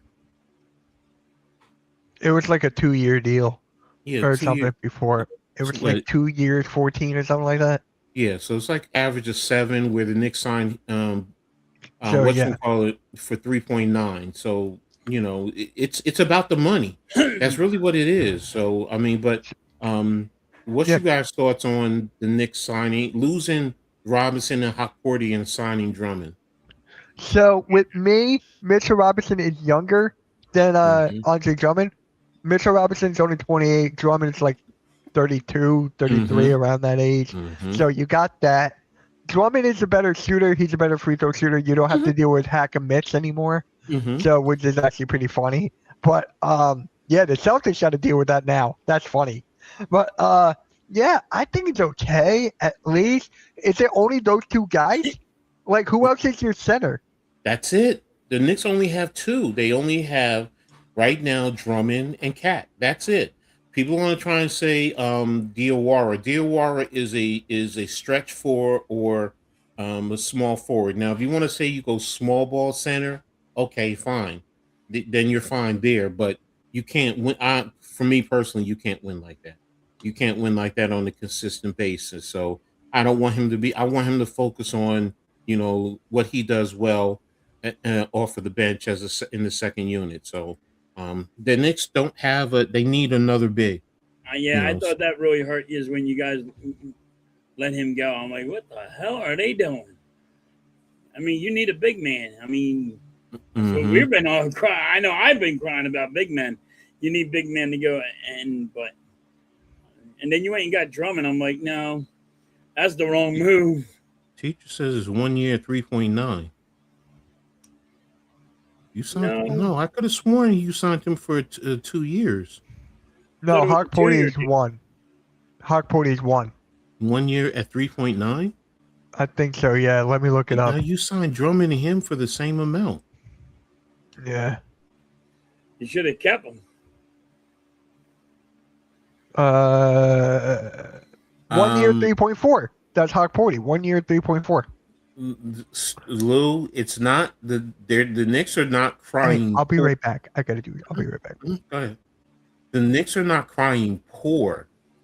What they're saying is they don't want to pay into the second, and it's not just the Knicks; it's every team in the league, Lou. Nobody wants to go into that second apron because of the penalties associated with it. Yes. It's not saying the Knicks are saying they're poor. What they're saying is they can't go into that second apron. They can afford it, but they can't go into the second apron because it's restrictive. The penalties, like you even have your first round draft picks frozen later. I think if they went into the second apron and they stayed there, their second round draft pick in 2034 is frozen. So you can't do certain trades. You can't even sign certain guys who become free because of the amount of money that you are in the apron. So that's the Yeah, issue. you It's not can't go saying they're past with so poor. much money. You can't go past things. That's why I said, and I know I got a lot of shit for it. Do you guys Yeah. have a trade like that you could trade some people, you know, because you're Mm-hmm. paying all that money, you Mm-hmm. know? Mm-hmm. But Mm-hmm. you get it's a block, and there'll be a blockbuster trade. And I know I got a lot of shit for it, but look, now you're like, okay, now I got to deal with Drummond. Now I got to deal with Scrap. You know what I mean? Mm-hmm. 'Cause Mm-hmm. Mm-hmm. nobody wants to get rid of Yeah, teacher. anybody. Nobody wants to get rid of friggin' all the high Middle, middle, paid middle, guys. middle. Oh, you got me with that one. Middle, middle, middle, middle. I don't know how that. I don't know how to shut that off. I'm sorry. But that's what I No, meant. Jane. Like, that's what I meant.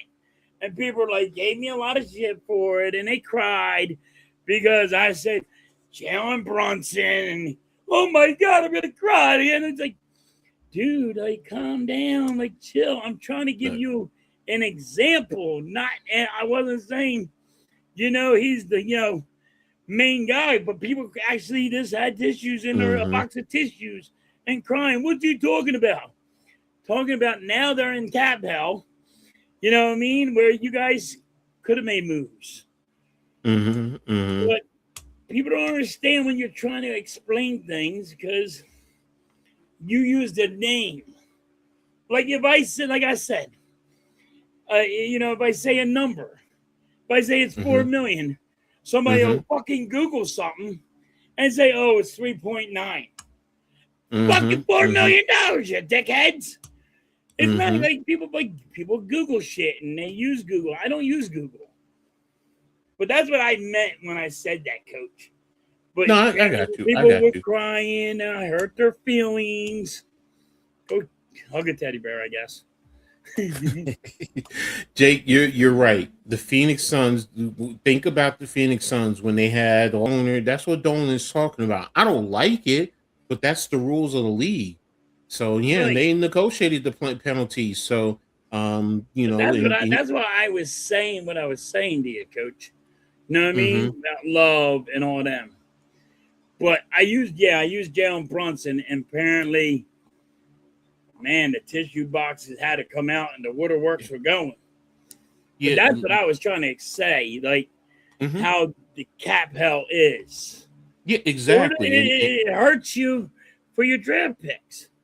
It hurts you for your own team, for your own, and then trying to get others. And like you said, you got game, and we've had what 8 different champions, so it makes it hard. I mean, the way that they're doing it, yes, the owners are trying to go to a hard cap, and that's really what they want. And the players don't want to go there because they feel it restricts their ability to make money. So. But that's any business. That's what is so funny. I mean, I don't care if you're, a local contractor. Well, not a contractor. I'm sorry. If you work at if you work at Verizon, and you're in the union, they're going to try and negotiate what your salaries are. That's just the way it is. That's business. If you are a business person and own the business, you're going to try and pay as little as you can because guess what? That comes out of your profits. That's really what it boils down to. So I just found your show and I love it. Just subscribe. Question: if the Nets suddenly became great and won the NBA Finals, would they eventually gain the same mystique in New York? No, I don't think they would. I don't think they would have. They won't capture the city. The city will support them, yes, but not to the magnitude of what the Knicks did. The Knicks are New York City's team. Think about it. They're even over the Yankees right now. They're over the Yankees. And that's hard to say, and the Yankees are synonymous. So, but if the Nets won, would they have the same mystique? No. But do I think, the city would support them? Of course. I know Nets fans that went to the parade because they said it's New York. I want to at least, show respect to New York City. What if the Mets win the World Series? The Mets ain't winning shit. I know. I'm trying to understand what you're saying. You just came out with that. Hold a minute. Stop. Time out. Because I remember when the Mets did win the World Series with Doc Gooden and Darryl Strawberry, the city got behind them. Yeah. Okay. Now, That was my main question. Okay. Yeah. Did it go to the level of the Yankees? No. But the city got behind them. So okay, that was my question. Nobody. Yankees always will be number one, but they did when Coach is right. When the Mets won, the fans came out of the woodworks. Like you didn't you seen them like thousands and thousands come out. Like oh my god, like where the fuck have you guys been? But it happens. You win championships, people come out of the woodworks. But that's your job. That's if you put people in the seats. That's how you do it. Let me ask you all this, because people have such big issues with LeBron James for Yes. their reasons, and rightfully so.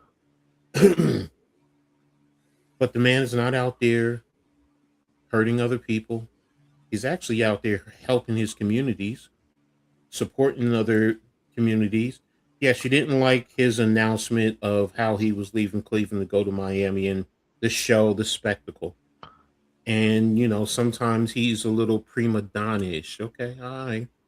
But, when you're basically a billionaire, aren't they all You're a prima prima donnas? donna. So, but my real question is, why is the level of hate so intense towards him? Because he's not hurting anyone. Is it just because he's leaving one team and going to another, and as fans we're offended?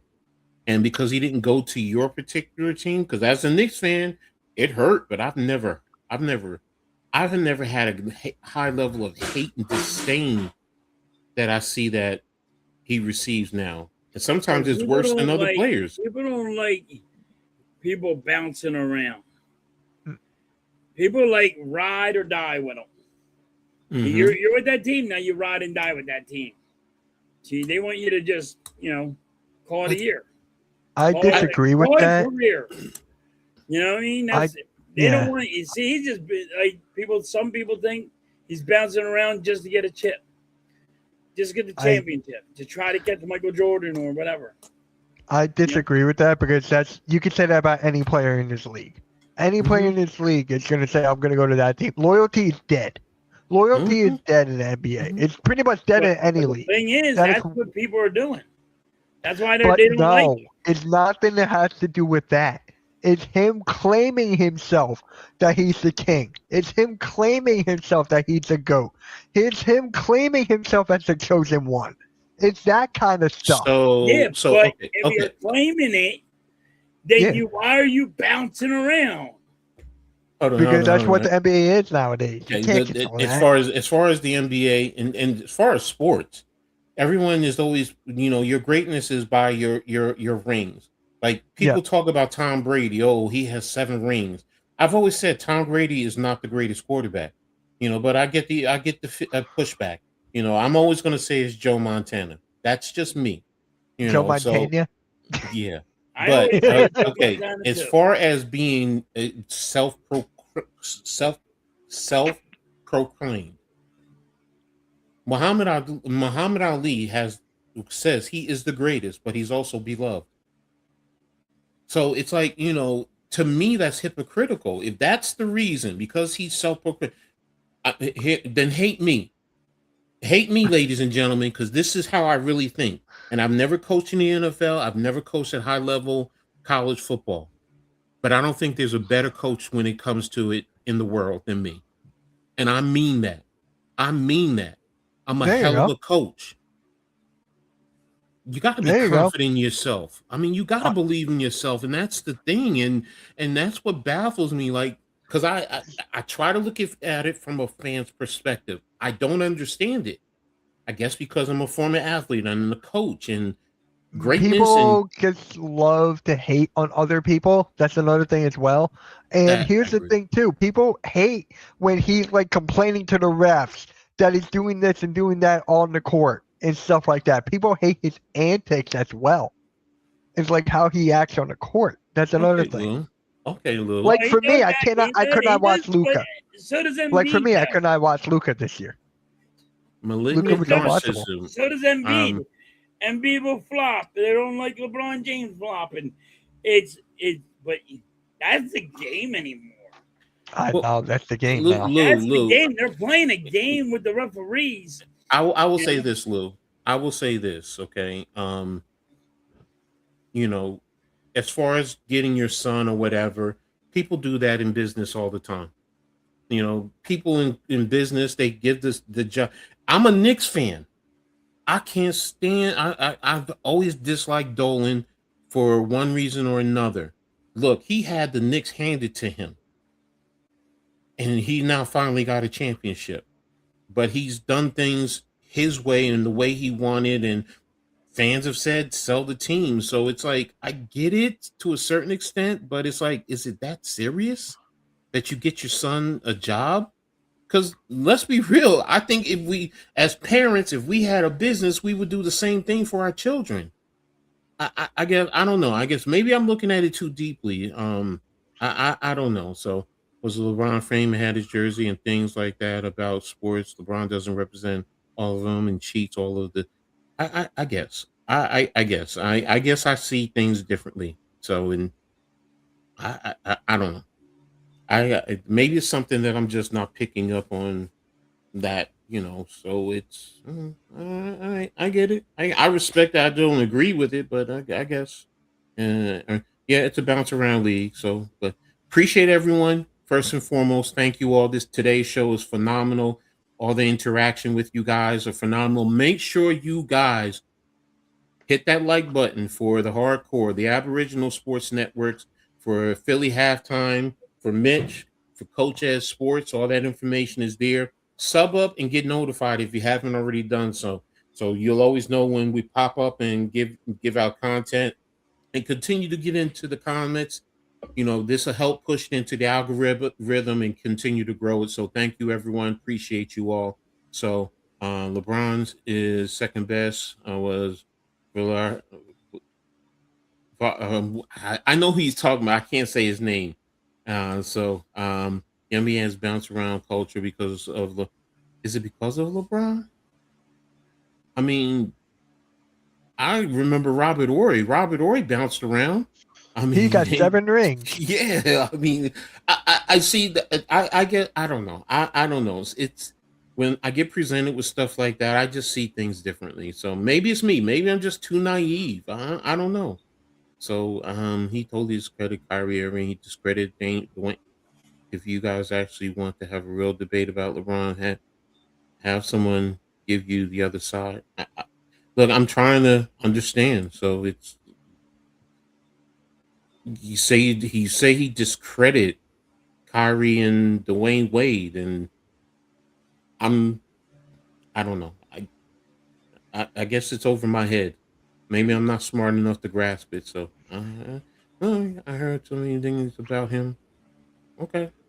Hey, you guys are, give me information. I mean, maybe I have to do some more research. Who love LeBron dismissed any criticism, and you're right. Some right wing goon, so they don't ever have to have a realistic conversation. Political acts to grind against LeBron. Okay, like I said, I'm just trying to understand. So, it's like I said, I hear what it is the level of disdain and flat out hate towards him. It's like he's not out there murdering or taking drugs and giving drugs. And I've seen athletes do. Look, one of the greatest that I have always loved, LT. Some of the things that he's done, it's like, bro, really? And I both overrated divas and okay. Hey, look, I opened up Pandora's box with that one. So Yeah. did I play a team sport? He never blamed others, people for his failures and built. Okay, okay. You're saying that he's blamed others for his lack of success. Okay. You're talking about Victor. Okay, great. Thank you, Vic. I appreciate that. Turn it on, turn it up. Yeah, there you go. Make sure you turn it on and turn it up. So, light it up, light that light bulb. Oh, that's a good one. Catch you on the rebound. There you go. Halftime.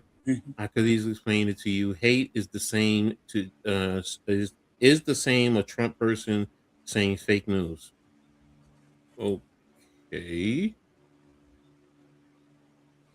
Okay. I look at hate and fake news in two different contexts. Fake news to me means you're lying, where hate means that you're attacking a person. And I guess, you know, what? I'm going to stop. I'm not going to go any further with this one. I'm not going to go open up that Pandora's box anymore. You guys are really bringing it. So I love it. I love when it. you talk about LeBron James. Yeah, no, I see it. Last swing in terms of last two in Philly. We already talked about it a little bit. New York can't repeat, but Can Philly break through and win a championship? If healthy. That's all I got to say. Halftime? If you get LeBron, I'll open up Pandora's box. I say it. I mean, don't get me wrong. I do think they will go past the second seed, but and I'm saying that, but the only way they win is if they go all in. And LeBron James, getting LeBron James would be all in. Lou, I You know agree what? with you there. So Go listen, ahead. and I open up Pandora's box. I'm okay with it. You know what's funny though? If it wasn't for Giannis getting traded, I don't think the free agency would have been as crazy as it did. I don't know. I don't think we would have been all these moves. LeBron would still have been a thing. That would still been a thing. I don't think we would have got a Jaylen Brown trade. I don't think we would have got a Ja trade. I don't think any of these trades would have happened. I think you would have got that trade because now the Sixers are trying to, hey, Daryl Morey, you done this wrong. Let me get you the fuck out of here and try to fix everything. So that's me. I mean, I think, they're trying to fix how fucked up this team was. How everybody did not fall in line. A lot of fans did not feel that the Sixers really weren't any competition in the playoffs or going to make the playoffs or, but now they're like, all right, we got to fix this because there was fans complaining. And now it's, all right, well, you got to put asses in the seats and this is going to do it. Because now look at the Sixers fans, super pumped. A lot of people coming out of the woodworks. So you're gonna get a lot of Sixers fans like the Knicks gain new fans, right? Pretty much. Pretty much. Pretty much. And that's what they do, though. Like it's anywhere. It ain't just the Knicks. It ain't just the Sixers. It's the Heat. It's gonna be everywhere. Whoever wins that championship, you're gonna be like, where'd all these fans come from? You ain't had all this motherfucker all year long. You ain't had this since 2008, and now all of a sudden here you guys are.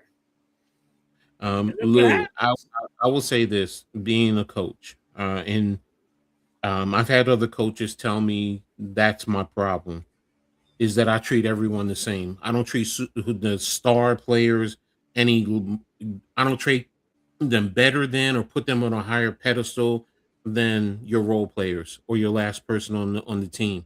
I just don't. That's me, and I get it. That's my problem because I hold everyone accountable the same across the board. So that's why when I was talking about Robert Horry jumping around, it doesn't matter if you're the superstar or the role player. If you're going to make the argument about one player, you need to make the argument about the other. And I know everyone that says, oh, because you get this money and you're doing this and doing that. Well, you know what? That's me. That's just how I think. That's how I've always been. I say it should be locked in the jail. You're saying he's not a murderer. I'm just saying I don't want him. No, I respect that, Lou. I mean, you don't want him. That's fine. So, and I respect it. So, you should have. No, I don't. I don't believe in star treatment. I believe everyone is treated the same. You can get my former players, and they will tell you Coach Ed treats everyone the same. He does. If I'm going to yell at the star quarterback, I'm going to yell at if I'm going to hold the star quarterback accountable, I'm going to hold the last man on the bench accountable the same way.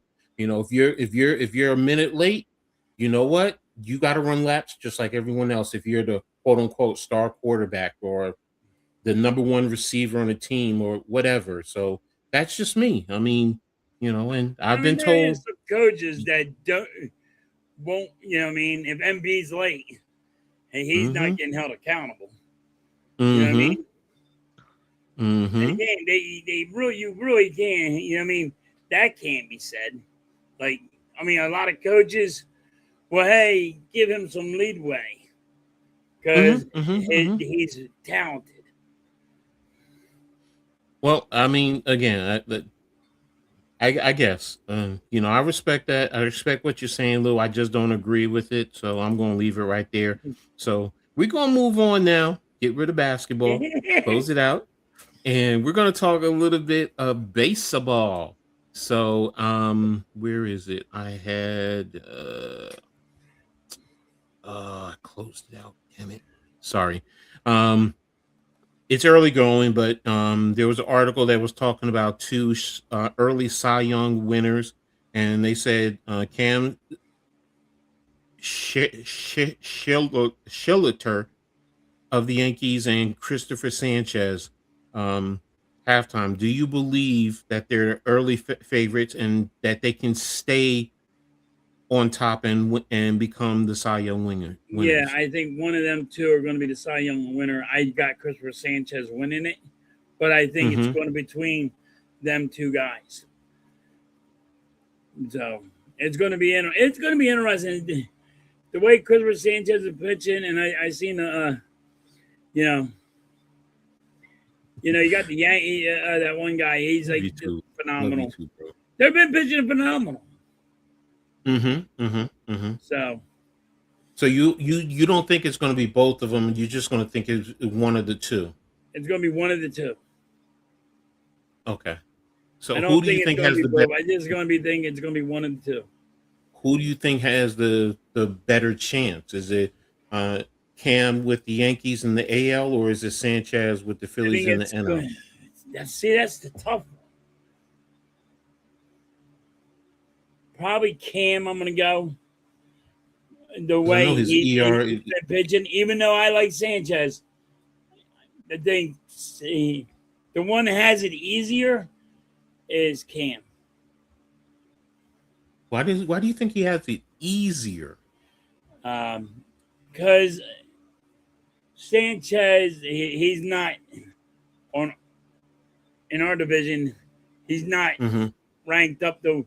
He's not on that one. It's I forget the guy that's up there past him, but there's a guy Mm-hmm. past him. So they're neck to neck, but I think Cam is the one that's going to be the makes it. I got you. I What's the got guy's you. I got name? you. I'm drawing a blank. No, well, I thought you would have said because he has a better chance in the AL because he's not going to face as many One dominant guy's teams. already passed Christopher Sanchez. Mm-hmm. That's wrong. Yeah, so I forget the guy's name. Hold on. Oh man, what's the guy? Okay, so let The me young see if kid. I He's a freaking young kid that is lighting it up. I do you forget know who what it is. I'm team? sorry. No, you're fine. You're Drawing a fine. blank.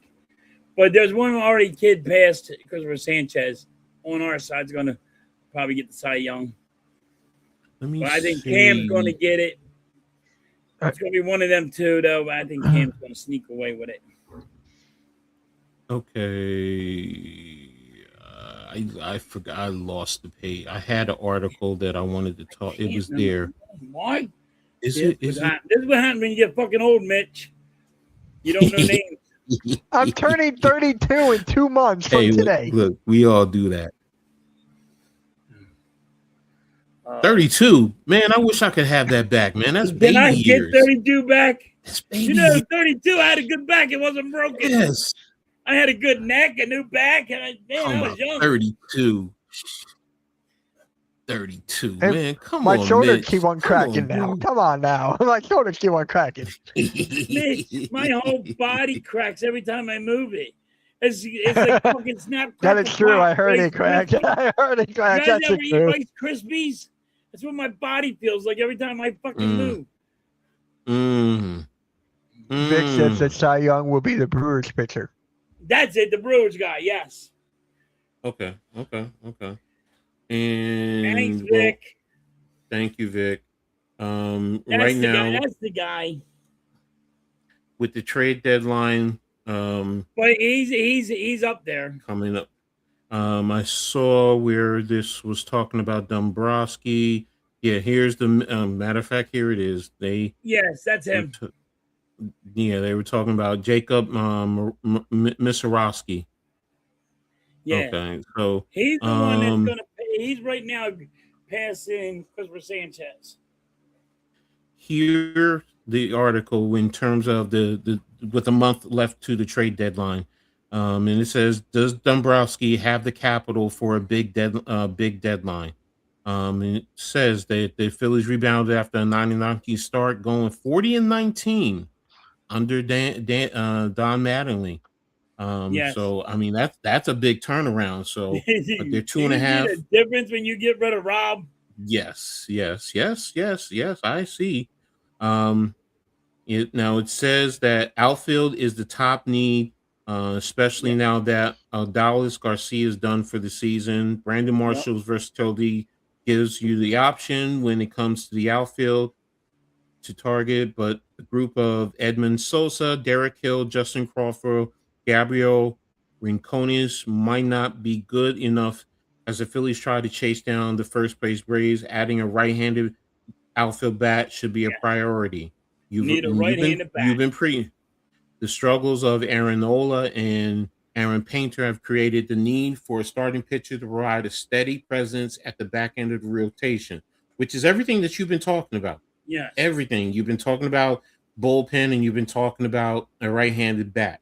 Um, And we need it now. And when Peter couldn't show up and he's been horrible, they send him down. Aaron Nola's been garbage. Um, mhm.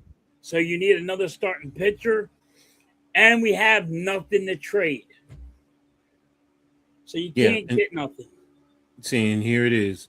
It says Dombrowski has never been shy when it comes to trading his prospect, but right-handed pitcher Aaron Painter's value is down following his underwhelming rookie season. Top prospect shortstop Aiden Miller has been sidelined all year with back issues. Right-handed Gage Wood, the number 2 prospect, 54 in the pipeline, could be the best chip if the Phillies target a big name at the deadline. Just so you guys know, I'm reading this from the MLB.com website. So if anybody wants to look it up, this is where it is. So halftime has been saying this. He's been preaching this for the longest while. Oh, I have to have this covered. Sorry, guys. Um, damn it. Sorry, move the banner. But Sorry, there you we go. have nothing to Um, trade. This is I fucking Dombrowski fucked this all up. See, you have all those analysts that are sitting there looking at Painter should have said, "Yo, trade this guy. He has the Tommy John surgery. He's mhm, done. It hurt him. Trade him, get some value for him." And they didn't do it. They could have got a lot for Painter, and now he's mhm, just garbage, and you can't do nothing with him. They mhm. wasted so much, and we have nothing to trade. And go to the minor leagues, we have nothing to trade to go get a starting pitcher, to go get a right-handed bat. Dombrowski fucked us. Huge. Well, in essence, there's nothing that they can do to go out and get help for No, the roster. I think it, and I think it's So 9 more pay. games, and it's the All Star break. We have nothing to trade. I mean, people are like, "Well, trade for somebody." We have nothing to Mhm, trade. Nobody wants our shit. mhm, mhm, mhm. Nobody wants it. Well, the Yankees are, I know they need bullpen help. It always seems, and man, You don't they've want been our down bullpen. but the Yankees have had problems. I mean, your top 3 outfield hitters in Gresham, Judge, and Stanton have been out, which is why the Yankees have been, to some regards, been spiraling out of first place. They've fallen big time out of first place. So, and I wonder what they can do to make a move.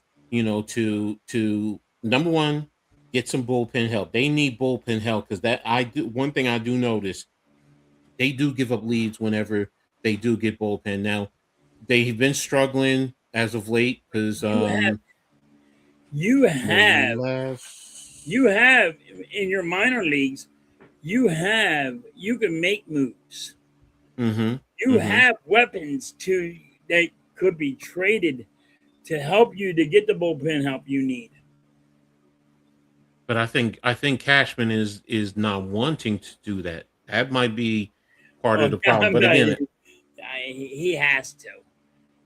That's I my mean, thing. He has to. it's well. I'm going to say this. I think the Yankees, which they always do, and throughout the course of time, they wait to the last minute and they want to make a big splash. So I wonder if that's what they're going to do. Now the Phillies, you guys have been 7-3 over the last 10. And what has been the big reason for you guys being successful? Is it just the manager, or Yes. is it so Playing it's small ball, coach? Playing fucking small ball. Playing small ball. Schwarber, yes, Schwarber is at 30 home runs, but guess what? Fat boy getting on base, walking if he has to be walked. Harper, Harper's at 26 home runs, but he's getting hits. Turner's been ass, but lately he's been getting hits. Small ball has been working for the Phillies. It's what you always preach John to. Mattingly is playing small ball. Do they bunt? No, they can't bunt. They don't know how. It's Does like, anybody in baseball? Does anybody bunt? Literally, you can't fucking bunt. No, nobody bunts. Nobody bunts nowadays. I don't see. That's small ball, baby. Because it's a sacrifice to move the guy over. They just changed the game now. No one really bunts anymore. She hasn't come as yet. You're not changing. Listen, you can't. You're trying to reinvent a wheel. That's the problem. Yeah, that's I will say, in baseball, you're trying to reinvent something that's 100 years old. But I think that's also because of analytics. There's so much emphasis on analytics. Right. It's taking the small ball now, the pitching over to throwing over the first base 3 times. I think has also impacted that. To me, that should be giving you more steals because you want to draw. You get somebody who has good, who's a good base runner. Get a pitcher to throw it over there 3 times, or you know what? You limit what he does. Guess what that means? You also set up your hitter to get a good hit. So it's like where's the hit and run? I don't see hit and runs anymore. Right. So it's like because the analytics tell you not to hit and run. But that's stupid. What do you want What's to up, Danny Barry? No. I don't mean you. I don't mean you. I don't mean you, bro. Yeah. I hate. Listen, analytics. People are using it as the blueprint of new. What you call it? But Mrs. Halftime says they're starting to bunt. They ain't bunt. They don't know how to bunt. They're bringing grown men. They couldn't bunt, but I can get a 10-year-old to fucking show them how to bunt. Yeah. Oh yeah, by the way, it says that Halftime loves Logan Paul, so there you go. I skipped over that. It's not me, it's in the chat. All professional sports is going down. You're right, Cade. The fundamentals have gone down, man. So you know what? You want to hear something? How about the base running? Yes. Philly's base running is so horrible. And that's there's a pop-up fly going to center field. At the warning track. Here it is. At the warning track. And fucking, you know what? Here it is. Our guy's sitting at third. Like, he's going to third. Look, boy, are you watching the motherfucker catch the ball? Now he has to run back. What's worse, that or Logan Paul? Logan Paul. Damn. Logan Paul. Man, I'm telling you, baseball is it's really lost. They do stupid shit. They can't even simply base run. I get a 10-year-old to show these boys how to base run. You're right, Halftime, because there are even the Yankees. I watch the Yankees. I'm like, okay, it makes me feel better a little bit, to be honest with you, watching another team play baseball, because I'm like, okay, it's just not my dumbass team. Yes. It's all baseball. Yes. I was watching the Yankees game, and I'm like, dude, how come that dude ain't watching that guy catch the ball, tagging up and saying, all right, I'm going to second. It's a sacrifice move. I don't know halftime. I don't know, bro. I don't know. Don't That's think why you it's get like pissed off? the fun. I mean, Cave said it best earlier. What? He said the fundamental skill level in all professional sports has gone down. Yes, it does. Yes. Yes, it has. Yes, it has. I will admit that. And It's home run or bust. I It's will like the say this. Yankees. It's home run or bust. They're Yes. swinging for the fence. They got two guys on, and they're swinging for the fence. They want the home run. Yeah. If you put a little blooper over the fucking infield's fucking head, you got a run and a guy sitting on third. Like Derek Jeter was so great, man. He would put the ball in play. He would hit away, and it would change the whole dynamics of Yeah, that's the how problem. the opponent Everybody's like, plays. I was watching it. I'm like, oh my god, how come they just didn't? Like I said, it's placement hitting, but it's home run or bust. But it ain't just the Phillies; it's everywhere. No, it's everywhere. It's everywhere. I agree with you there. It's everywhere. So, but all right, we're going to get to the question of the day. And this one is wait a minute, let me see. Halftime does like Manning more than Rob though, coach, but I'm not saying much. He couldn't stand Rob. So yeah, we know that. We know he hated him. So now I he just don't hated like him. the analytics. He does analytics too much. Victor says watch the Pirates. They play small ball. Yep, What's up, they do. Homage? I watched them. Thanks for tapping in, man. Appreciate you. But the question of the day: if you had to choose a theme song that plays every time you enter the room, what would it be and why?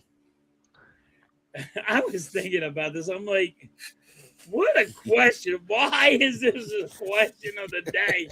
I couldn't understand it. I'm like, but there's only one song for me. There's only one song for me. Yeah. And I was thinking, like, me and Mr. Halftime was thinking about it. And I'm like, what are we doing here? Like, what was this question of the day? I'm like, but there's only one song for me. It's from Dennis Leary. Mm-hmm. I'm an asshole and I'm proud of it. It's a Dennis Leary. Look, you can YouTube it, Google it. It's I'm an asshole and proud of it. And that's just me. You listen to that. Oh my God, you'll be like, yeah. You listen to that, you'll lie, you'll laugh your ass off. But that's gosh.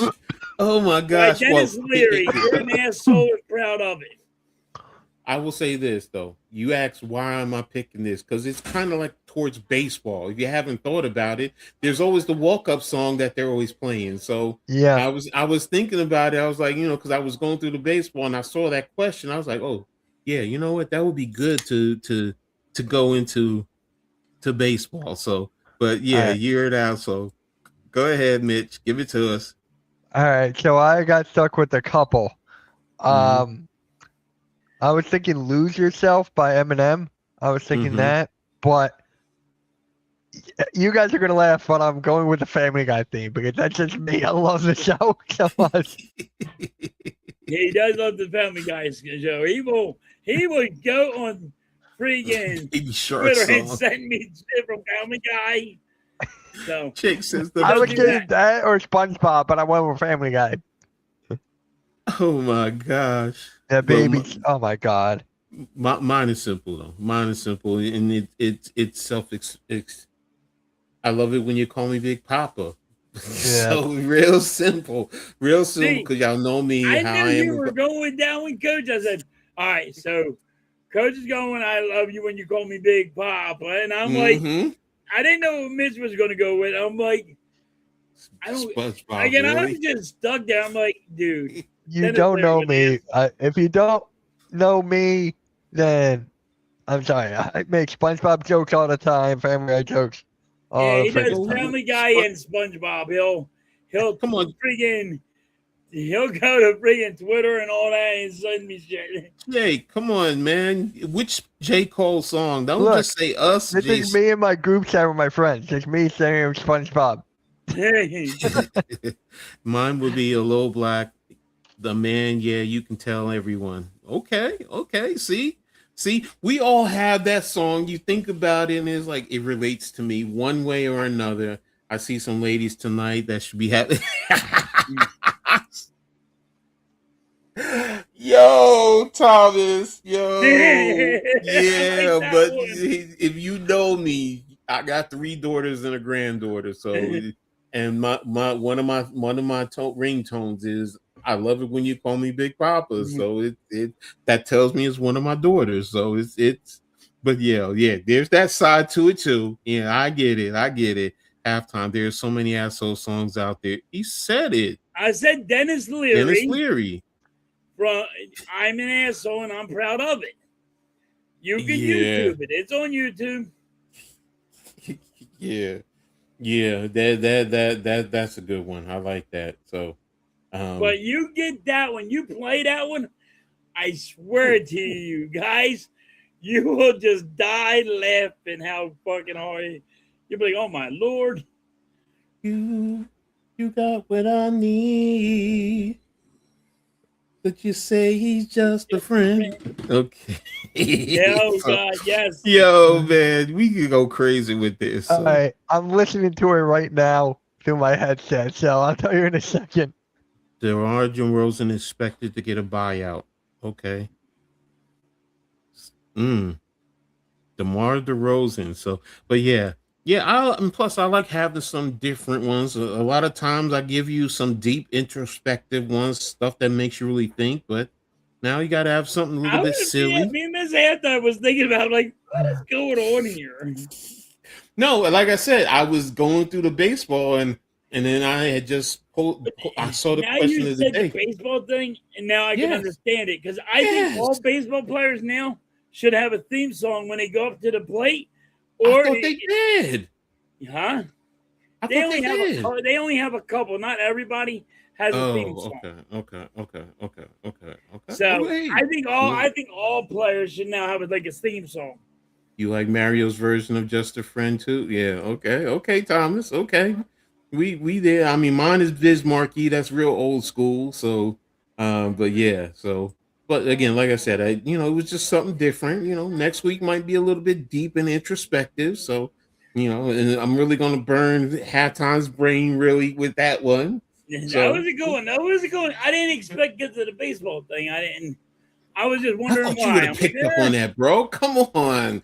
Because it's like if you had a theme song every time you enter the room, so every time you go up to the plate, there's your theme song playing. Oh, so, I got a theme song. It's an asshole. Yeah, no, I got you there. I got you. Yeah.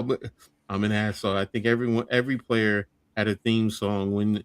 Yeah, I thought they did too, but I didn't think everybody has a theme song. I know Phillies don't.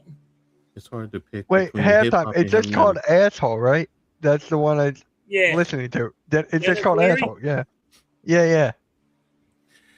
I didn't go metal. I really didn't dive into it, but I could have done that too. Yeah, this song's halftime. I could just say that right now. This song's definitely halftime.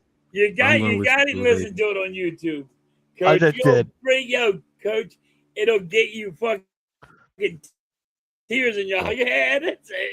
It's from a movie. Which movie is that? Huh? Is that from a movie? No. Asshole, because it's from I know the guy from several movies. Yes, he had a couple of movies. He has a TV series right now. Right. All right. Dennis Leary's on a TV series right now, where he's an army guy and he has a daughter that's in the army, and he has to try to teach her how to not be an army brat. Now we're gonna move on to the best sport in the world. Oh wow, the Kings are gonna buy out DeMar DeRozan. Yeah, what you call just said that in the chat. Oh really? Oh wow. Yeah. Who said that in the chat? I got it. Oh yeah. Yeah, Jake said it. Jake said thank it. you. Yeah. Thank you. Yep. I just got that on my phone.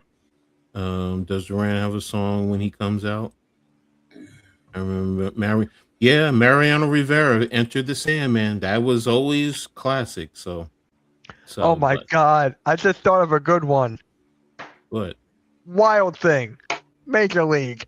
Oh Yeah. yeah, well, Major League the God, movie theater. Alvarado should have that fucking thing. Yeah. He should Wild come out with a Thing. wild thing because that motherfucker would throw his, he couldn't throw to save his ass. Oh, I forgot that what you call it was on today. Yeah, he ate Ate 66. 66 hot dogs. That's not even I his was record. That's no, I not think even it's his record. 72. I think it's 72 if I'm not Yeah, mistaken. but it's not Yeah. over yet, right? It is. What? I didn't know it It was over. ended. It's over. Oh, You know what? It was. Maybe one It day was I'll in train news. myself to I do that. thought Maybe that I'll was train. maybe around freaking 2 or something. Like I can easily eat 30 or 40 hot dogs. But the question is, can you do it in the time frame? And the So time thing. yeah, so yeah, but yeah, I can Yeah, eat you know it. what's nasty? They take that bun and they dip it in that water. It's And not then just they water. fucking carve Sometimes it it's down. That's juice. like, Sometimes it's juice. It's whatever they want to drink. But the whole point is to soften the I did whatchamacallit. it to So soften the roll to let it go down faster. and when it gets in your stomach, it's soft, so you can get more in as opposed to a dry roll. So I'm like, maybe one day I'll train myself, see if I can do it, see if I can eat 72 hot dogs. Then you see Hey, old try to fat eat coach up 72. there. You're going to cook 72 hot dogs and then say, hey, let me try to eat this. Oh hell yes, hell yes. And on top of that, if I could go up there, I'm gonna be like, yo, when you bring mine, make sure you got some mustard and ketchup on top of it too, and maybe put a little bit of sauerkraut to go along with it. I'm really gonna be different. Yeah, right. You ain't gonna eat that much of them doing that. So, Yeah, you but ain't doing that. You're not eating all that. Yeah. but it's fun going in, but it would be hell coming out. That's all I can say. Yep. So, but let's get to the NFL. And let me stop sharing this. And there was on the NFL.com website where they're breaking down all the divisions. So where is it? Where is it? Where is it? NFL's website. Grading every NFC team. So, and I guess this is preseason. Come on, open up, damn it. And I wanted to get into the NFC East, of course. So, and right off the bat, Dallas, they get it an A minus. Re-signing Javonte Williams, placing the franchise tags on Pickens, trading for get Rashawn Gary, Lee Winters, drafting Caleb Downs and Malachi Lawrence. They heavily shifted his defensive front, acquiring Gary and Winters. They focused mainly on the draft and the defense in the draft, getting Downs at 11, Lawrence at 23, and 3 other defenders in the first 4 rounds, considering their struggles on that side of the ball. Dallas also re-signed Williams on a team-friendly deal and franchise tags Pickens. A lack of upgrades on the offensive line is the only thing keeping the Cowboys from a perfect grade. As long as their defensive additions make an immediate impact, I think their 2026 offseason will position them to compete in a tough division once again. What's your thoughts so far on Dallas's moves so far, guys? I think it's, like I said, what they did in the draft, I mean, that was pretty good. And they're gonna be tough this year. Mm-hmm. You and the Giants, Dallas and the Giants are gonna be tough this year for the Eagles. Do you think the A minus is a fair grade? Yeah. What about you, Mitch? I think it's a fair grade. Honestly, I thought halftime would give it an F because it is the Cowboys, so I thought he would give it an I F. was going to give them a lower grade, but I can't. I actually like what they did in the draft. So. All right, then I'll do it for you. Halftime, I'm giving you an F. I'll do it for you. There you go. There you go. But realistically, I'll They give did in them the a B draft. They plus. did good. Yeah, no, I'm with you guys. I do think, first and foremost, the division as a whole, I think did improve. I really did. So, and I'm with, as much as I hate Dallas, I do think all the moves they did was good. And I like the fact that they said lack of upgrades on the offensive line is the only thing keeping them down. So, So that might be what can hold them back. Because for years in the past, it was always the Eagles and the Cowboys had the best offensive line, not just in the division or the conference, but in the league. Right. So, for them, and you think about it with all the years and the changes, yeah, that it's going to be interesting this year to see, if their offensive line can help them, but the defense does, then it's gonna be tricky, especially with Dak back there. Is he gonna be able to get that ball out? So I'm ready to see. The Giants, they gave an A+, standout moves, hiring John Harbaugh. This is the only one I had issue with. You're saying that I don't know, trading Dexter Lawrence is a standout move. I mean, maybe I'm interpreting the word wrong. I don't know. But drafting Reese and Malinoga, the Giants started 2026 offseason with a bang, hiring Harbaugh after his departure from Baltimore. The new coach wasted no time rebuilding the roster in his image. New York signed 4 players who played for the Ravens last year, including breakout tight end candidate Isaiah Likely, defender Tremaine Edmonds, cornerback Gary Newsom, defensive tackles DJ Reader and Shelby Harris. Then Big Blue proceeded to absolutely crush the draft, picking up Reese at 5, Malinoga at 10, Colton Hood, cornerback Colton Hood at 37, and Malachi Field at 74. My colleague Gennaro Felice ranked their draft class second among all 32 teams. The G-Men arguably improved in every facet of the offseason and are one of my favorite sleeper teams in 2026. Now, do you agree with the A+ grade? The Dexter Lawrence thing kind of is fucked up. I don't know where they get the A+ at. Mm-hmm. I give you an A. You got Harbaugh. You Mhm. went and got the draft picks that you got. Mm-hmm. I mean, but like the Dexter Lawrence thing, like, how is that going to help you? You know what I mean? Like, he's gonna. That's a hard fucking shoe to fill. No, I agree with you So there. So that I would just say it was an A, not an Mhm. A+. Ooh, That's, sorry because guys. you lost Sorry a guys, main I did guy. not realize I had the what you You called lost the up. main guy. So No, I agree with you there. So, and that's why this is you know I like the A+, but I'm with you. I probably would have gave it an A. Um, now, do you you give know, him an A+ because you just went and got John mm, Harbaugh? well, of course, if it's just about Harbaugh, then yeah, it's an If it's A just plus. about Harbaugh, then okay, Now, I see that. here's the thing: if you didn't trade Dexter Lawrence, then you wouldn't have gotten Malinoga, and your offensive line wouldn't be considered one of your better Right. teams. So it's a give or take. You to get That's, something, you got to give up something. I don't know. It's a hard one to swallow. Hallelujah theme He's song. a Yeah, well, big ass to fill.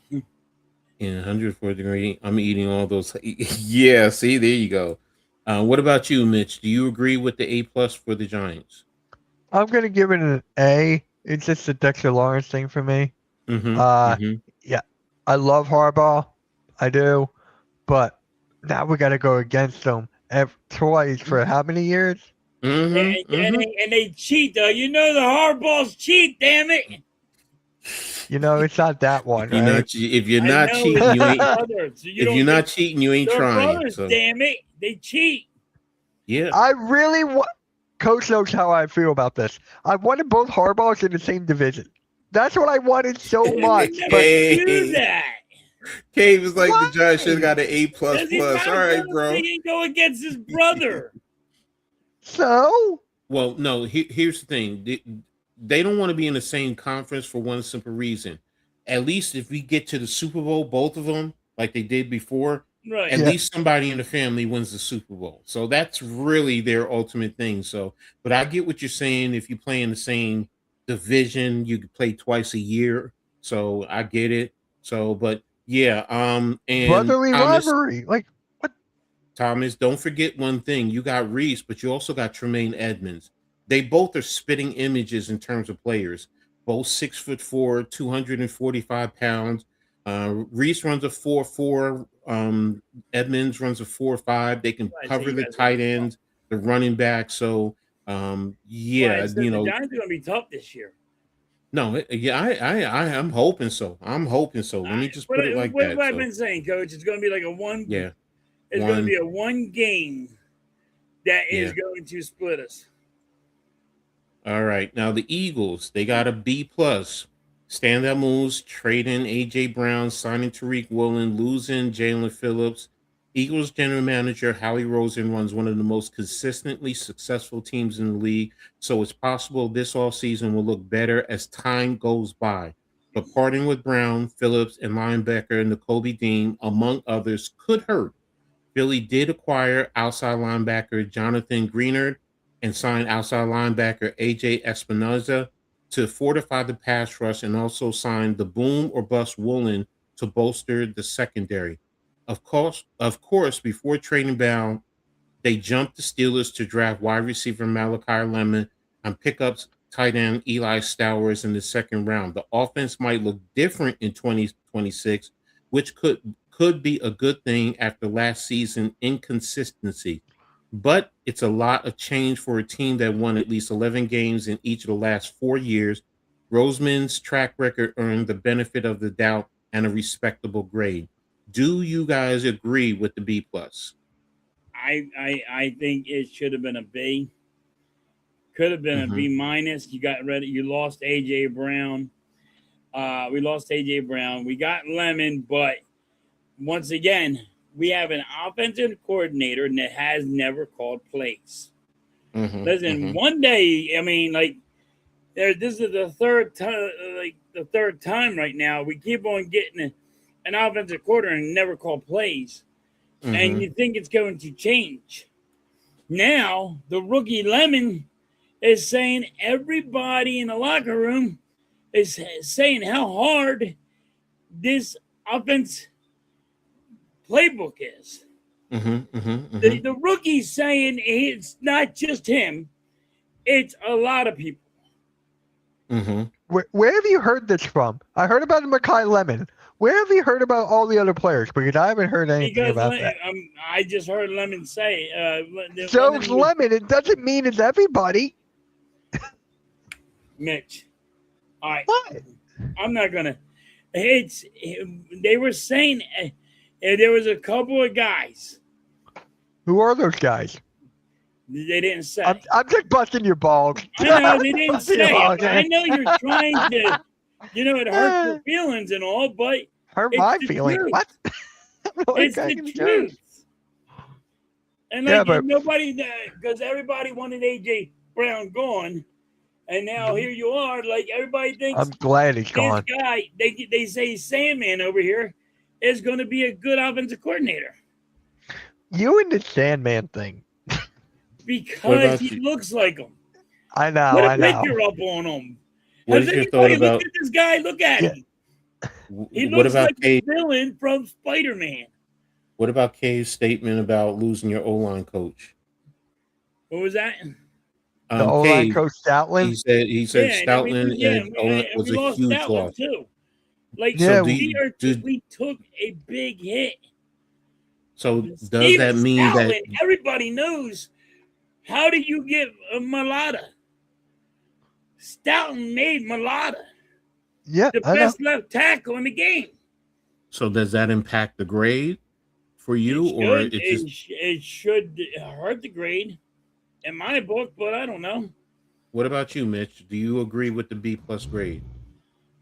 Huh. And ladies For and gentlemen, me- this is on the NFL.com site, just for those who are wondering. Yeah. For me, I'm gonna give it a solid B. I'm just gonna give it a solid B, just because of the AJ Brown thing. The draft was good. I mean, yes, we're missing Stoutland. Things have to change at some point. I don't care like whose offense it is. It's still Sirianni's offense, which I can't stand. I'm just gonna give it a B. And See, honestly, it's gonna be Mhm. better than the Commander's grade because I don't get the Commander's grade on this at all. Well, I think it is the B plus is a good grade because it's not even about Lemon. I love the Stowers pick for you guys. I do too. Stowers is a sleeper, and you nowadays you need a tight end who can play in line, but he can flex out into the slot and cause mismatches. And he's that type of a tight end. And he's athletic, So he's definitely he's not a rigid type of a tight end. He's athletic. He can go up. He can contort his body and make a play on the football. So I was like, wow, you got a steal right there for as a tight end. So, and you just talked about the Commanders, and the Commanders got a B plus also. They Yeah. signed outside linebacker Odafe Owe, Calevon Chasen. They extended Laramie Tunsil, and they drafted Sonny Styles. Like Dallas, the Commanders absolutely had to focus their efforts on the defense. Washington spent big money to bring in Owe, Chasen, and linebacker Leo Chanel before snagging Styles with the 7th overall pick.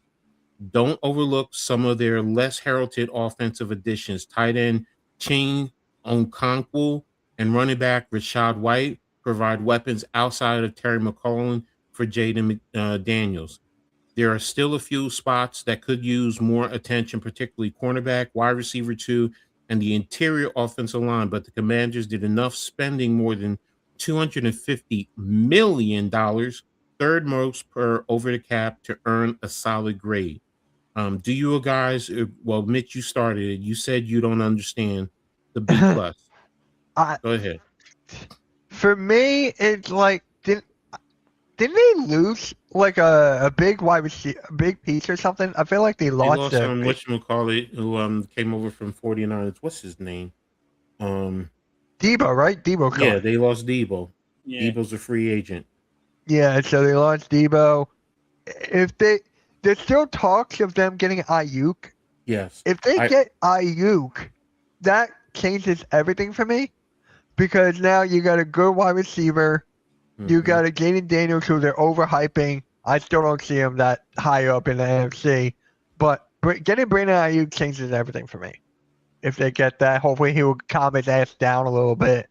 But yeah, if they get Brandon Ayuk, it changes everything. What about you, halftime? I kind of agree with Mitch. And I think the grade's a little high, but I mean, if they get Ayuk, then all right. Then they got now you got some threat going on there. But didn't he lose the running game? The running game was weak, right? Yeah, I believe I don't remember. I think they did I lose got a it. running back. Come on, looking at the depth But chart their right now. running game was weak. Can their quarterback stay healthy? There's a lot of question marks on him right now because can he stay healthy? Because didn't he get hurt like twice? Yeah, he got hurt last year. 3 times. 3 times Three. last year. Oh, it's 3 times. So, but it's like, can he stay healthy? Commanders have that issue with quarterbacks. They can't stay healthy. Well, if he goes down, they have a great quarterback who they just got in the 7th round, who I love for them. Shout out to my boy Ethan Caligmanis by way of Rutgers University. So let me stop. No, I will say this. I'm not high on their draft. Their grade also. I actually thought it would be a C plus, and the only reason why I give it a C plus is because of Sonny Styles. I get it, bringing in Chason and Owe, Styles, Chanel. But if you're bringing in that many linebackers, then you're telling me that you really don't have anything at the second level Yes. already. That's all. That's what you're already telling me. So now you have a defensive-minded head coach. But let's not forget, he is a defensive coach. So, but what are you going to do? And then, like you said, offensively, you really, right now you're counting on Brandon Ayuk getting released by San Francisco to be their big impact play for somebody who's coming back, didn't really play last year. I don't think he played at all last year, and he's coming off an injury. So Yeah. it's like, okay, I get it. He's a name, but what has he? We're in the day and age of what have you, as Janet Jackson said, what have you done for me lately? So, and hopefully he can come back, and whether it's with Washington or he repairs the relationship and he plays in Frisco. Hopefully he comes back and he's productive. But I don't see it with Washington. I would have gave him a C plus, and that's only because of Sonny Styles. Because I did love Sonny Styles. Overall, I've always loved his game. I watched him at O State, so we'll see. Summer basketball league started yesterday. Okay, I didn't know that. So, but there you have it as far as the NFC East, the grades per the NFL NFL.com website. As far as their grading. Now, outside of star players, okay, on the Eagles and New York, who could be an X factor for each team? All right. For my Eagles, the X factor here, like, can it be a collective of players or can it just only one? You can do a couple of players. Yeah, that's fine. Okay, then I'm gonna go offensive line for the Eagles, just Okay. because of health wise. Because right now, Lane Johnson's still banged up, Cameron Dickerson is still banged up. I can go on and on. If Mhm. this offensive line can't go up to par, then the run game is weak with Saquon Barkley.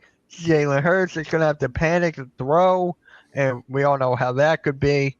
So to me, it comes down to offensive line. Okay. What about you, halftime? I'm with him. I was going Lane Johnson, make sure he's healthy, and what you call it? What was it? The center that wanted to retire this year. Cam, Landon Dickerson, Ken Jurgens, Dickerson, and it's the offensive line. That's the biggest thing with the Eagles.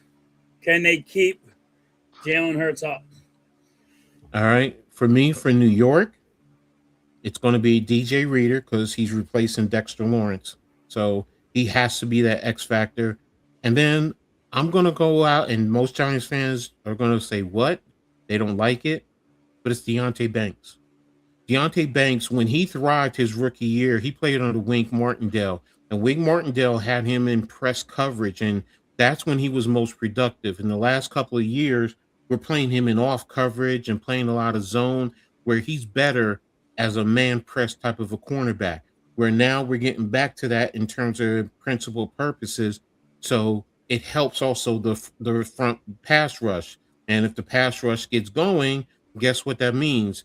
He's going to get opportunities to make a play on the football. So, and he's a dynamic player when the ball is in his hand. Go look at him as a returner. He makes plays. So, but Deonte Banks could be that big X factor because if he can solidify that cornerback spot for the Giants, and the Giants could then decide if they want to re-sign him, because he plays well. So those are my X factors for the Giants overall. So I like you guys' thoughts in terms of the offensive line. You know me, I love the sexy fatties. So you know how I go. You need those big boys up front. Exactly. So we'll see. We'll see going into the season. Now, in only division games, okay? So that's for you guys playing Washington, the Giants, and Dallas. What do you think your record? What are you hoping your record could be? Realistically, what are you hoping it could be, and what do you think it will be? Wow. I always go split. No matter what, right out of the gate, I always go split. So I'm splitting with the Giants. I'm splitting with the Cowboys. You know what? I'm going to sweep the Commanders, so I'm going to go 4-2. Yes. No, wait, no. 1-2. Is it 4? Wait. Yeah, it's 6 games. It would be 6 games in total. Oh, okay. So I was right, 4-2. Yeah. So, what about you, halftime? Yeah, I think it's going to be. I agree with Mitch. I think it's going to be split between Dallas and the Giants, and it's going to be the Commanders. I think we're going to sweep them. Okay. Like I said, that's what you think. It's going to be a tough season this year. I'm going to say this. I think what I hope happens, the Giants go 5-1 in the division, but I think they're going to be 4-2. Okay. I like that. I really think that. Now, do I want? That's what I want. and probably going to be split with you and sweep Dallas. That's what I would love the most. Oh, there I you would go. celebrate That team sweep down Dallas. south. Yes, that team down south in Washington. So, so there you have it. So, and I kind of gave you, which is what I was, what do both teams need to do against the opposite to win? So, and I'll start for the Giants. Control the line of scrimmage. You need to take away the run, and you need to be able to run. Plain and simple. It's just that simple for the Giants. Because if they can take away the run, you put the ball, in a sense, in Jalen Hurts' hands, and you guys don't have A.J. Brown on the outside. So um, can you develop some consistent play within your receiver tight end unit? And defensively, the Giants can bracket Devontae Smith and force someone else to really step up and produce. That's why the run game taking it away. And then for the Giants, if you can run, be physical in the run game, that sets up your play action and it allows you to do a whole lot more. Get to your tight end likely. We don't know what's up with what's his name because he's still out with so far. They say he might be back by the end of the season, but by the start of the season, I'm sorry. So, but we'll see. But yeah, the pass game, we'll see what happens. But yeah, we need the run game to really take hold. So, what about you guys? What do you think you guys need to do against New York to come away with wins? Definitely got to take away your run game, and like our corners, we got great corners right now. So we got to take out your friggin', we're going to take out your wide receivers and our defense is going to have to step up huge because I think right now we're going to be struggling on offense like we did last year. So I think that's really going to see what happens though. But I think our defense is going to have to step up huge. And that's what made us win games last year was our defense. So I think it's going to be like that this year. What about you, Mitch? For me, run the ball. We need to run the ball, Saquon Barkley as much as possible. And I said this on a live stream. I forget when. I think it was my Fly Like an Eagle podcast. Someone in the chat goes, well, who's a backup running back for itself halftime? I'm going blank. Isn't it Dylan? The dude that came over from Green Bay. Isn't it A.J. Dillon? No, he's gone. No, he's gone. It's Tank Bigsby, ain't it? Yep. Because Tank Bigsby, if he gets the ball, he had a good run there. He just didn't get a lot of opportunities. So if Tank Bigsby and Saquon Barkley get enough opportunities, we're cooking. So for me, it's just run the ball. They don't do that anymore. Like they don't use a two-headed monster anymore. Well, I mean, you're going to see that out of the Giants. And one of the big things, and you know what? I didn't even think about that. Yeah, it's Saquon Barkley, Tank Bigsby, Will Shipley, and Damian Pierce. Those are running backs. Another X factor I didn't even think about is Pat Ricard, especially in the run game. The fullback that came over from Baltimore. I mean, he's an offensive lineman in the backfield. So, and guess what? He can catch the ball out of the backfield. Now I'm not saying he's going to be catching, 20, 30 passes, but, he could surprise you. So, but in the run game, all you need him to do, go one-on-one with a linebacker. If you got a small linebacker, he's going to destroy him. So, yeah, you're right. You're right, too. I forgot about that. So, yeah, you guys going to be you should load the box against us. So, we are definitely going to load the box. That's going to be interesting. Nobody else is speaking on that in the chat. So, and we're going to move on to hockey now. And you guys signed to an offer sheet. Center Leo Carlson, 5 years, $90 million. If I'm not mistaken, it's front loaded. It's like $85 million guaranteed. If I'm not mistaken, yes, it is all up front. So will Anaheim match that offer? And if the Flyers secure him, what does he bring to Philly? So go ahead, halftime. I don't think the Ducks can match it because they have too many people that had to be signed. They have it was $35 million. They told me. I said 32 was corrected. It's 35 but they have 3 other guys behind them. You can't pay him $18 million, and the guys are behind him want $12 million, and you're going to tell them no? It's not gonna. It's not gonna work. So the Ducks are gonna. They're gonna have to say they can't do it. Probably around Monday or Tuesday, and then the Flyers will get him. He will be the highest paid hockey player. He's only 21, but he was outstanding. And we went face-offs. This would be a huge move for the Flyers. Let's see. Wait a minute. Oh yeah, we're getting Claude Giroux back too, right? No, I hope not. 18 million a year. They said they're looking into him, but I don't want him back because what happens when you bring somebody back? In Philly, Mitch, they don't work out. Sometimes they do, sometimes they don't. No, they never work out.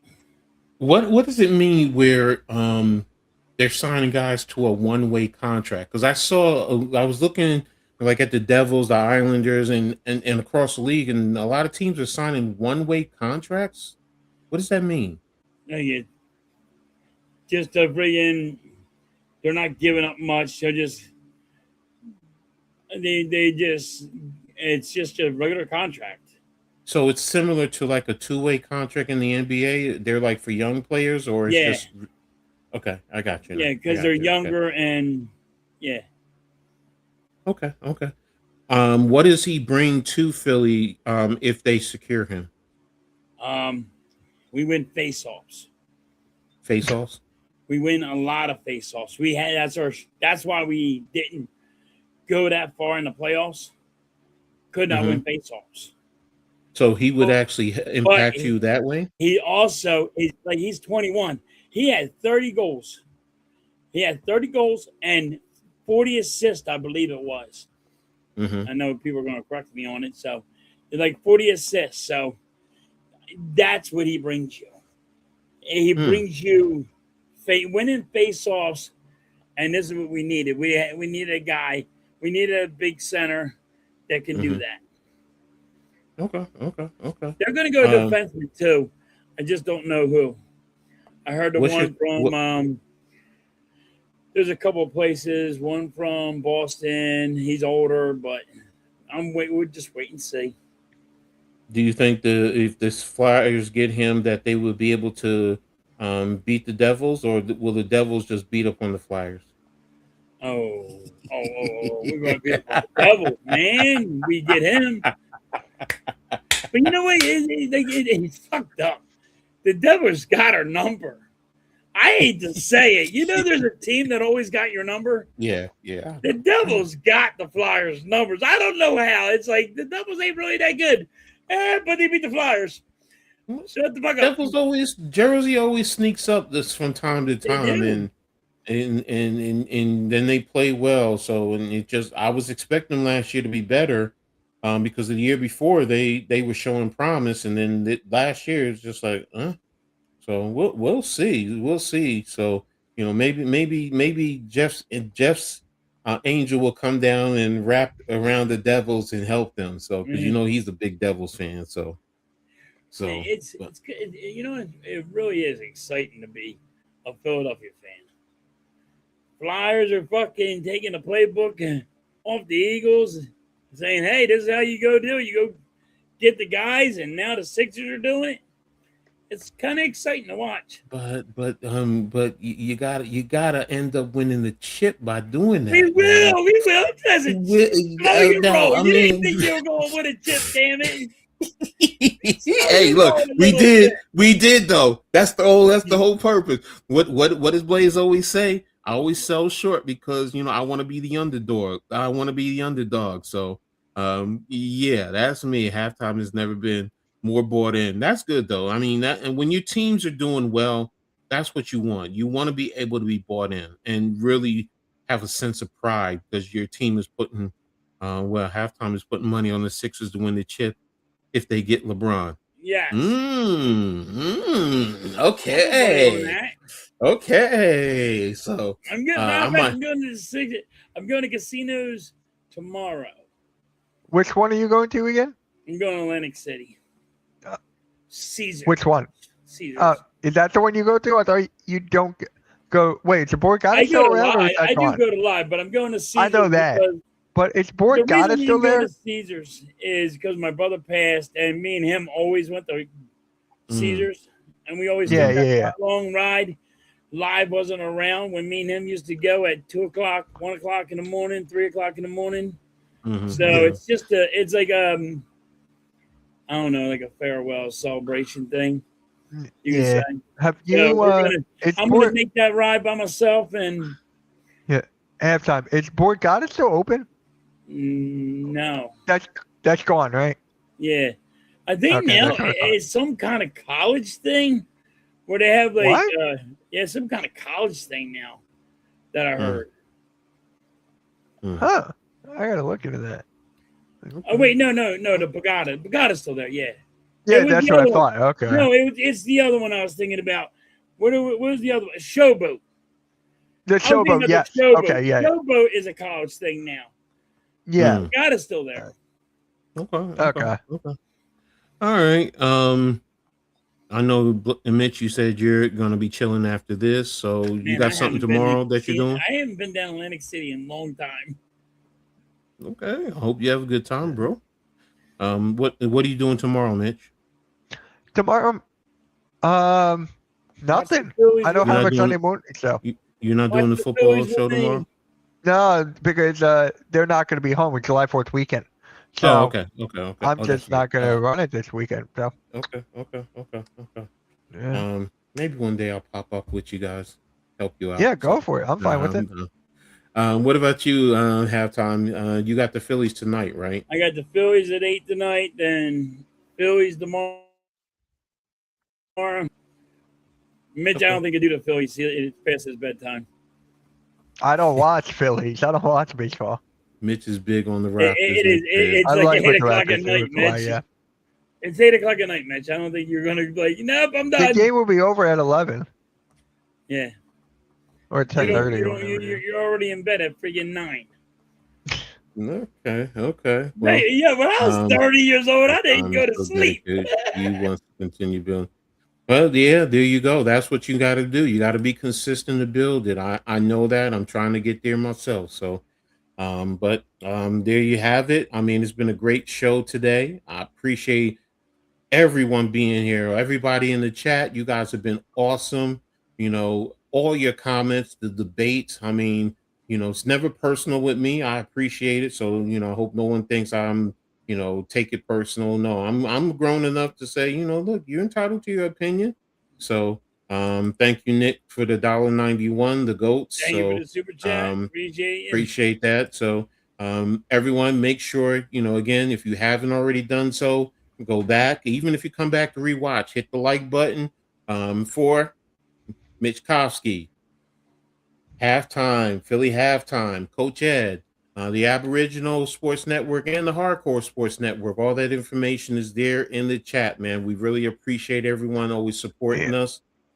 And we will be back. I'm busy all week.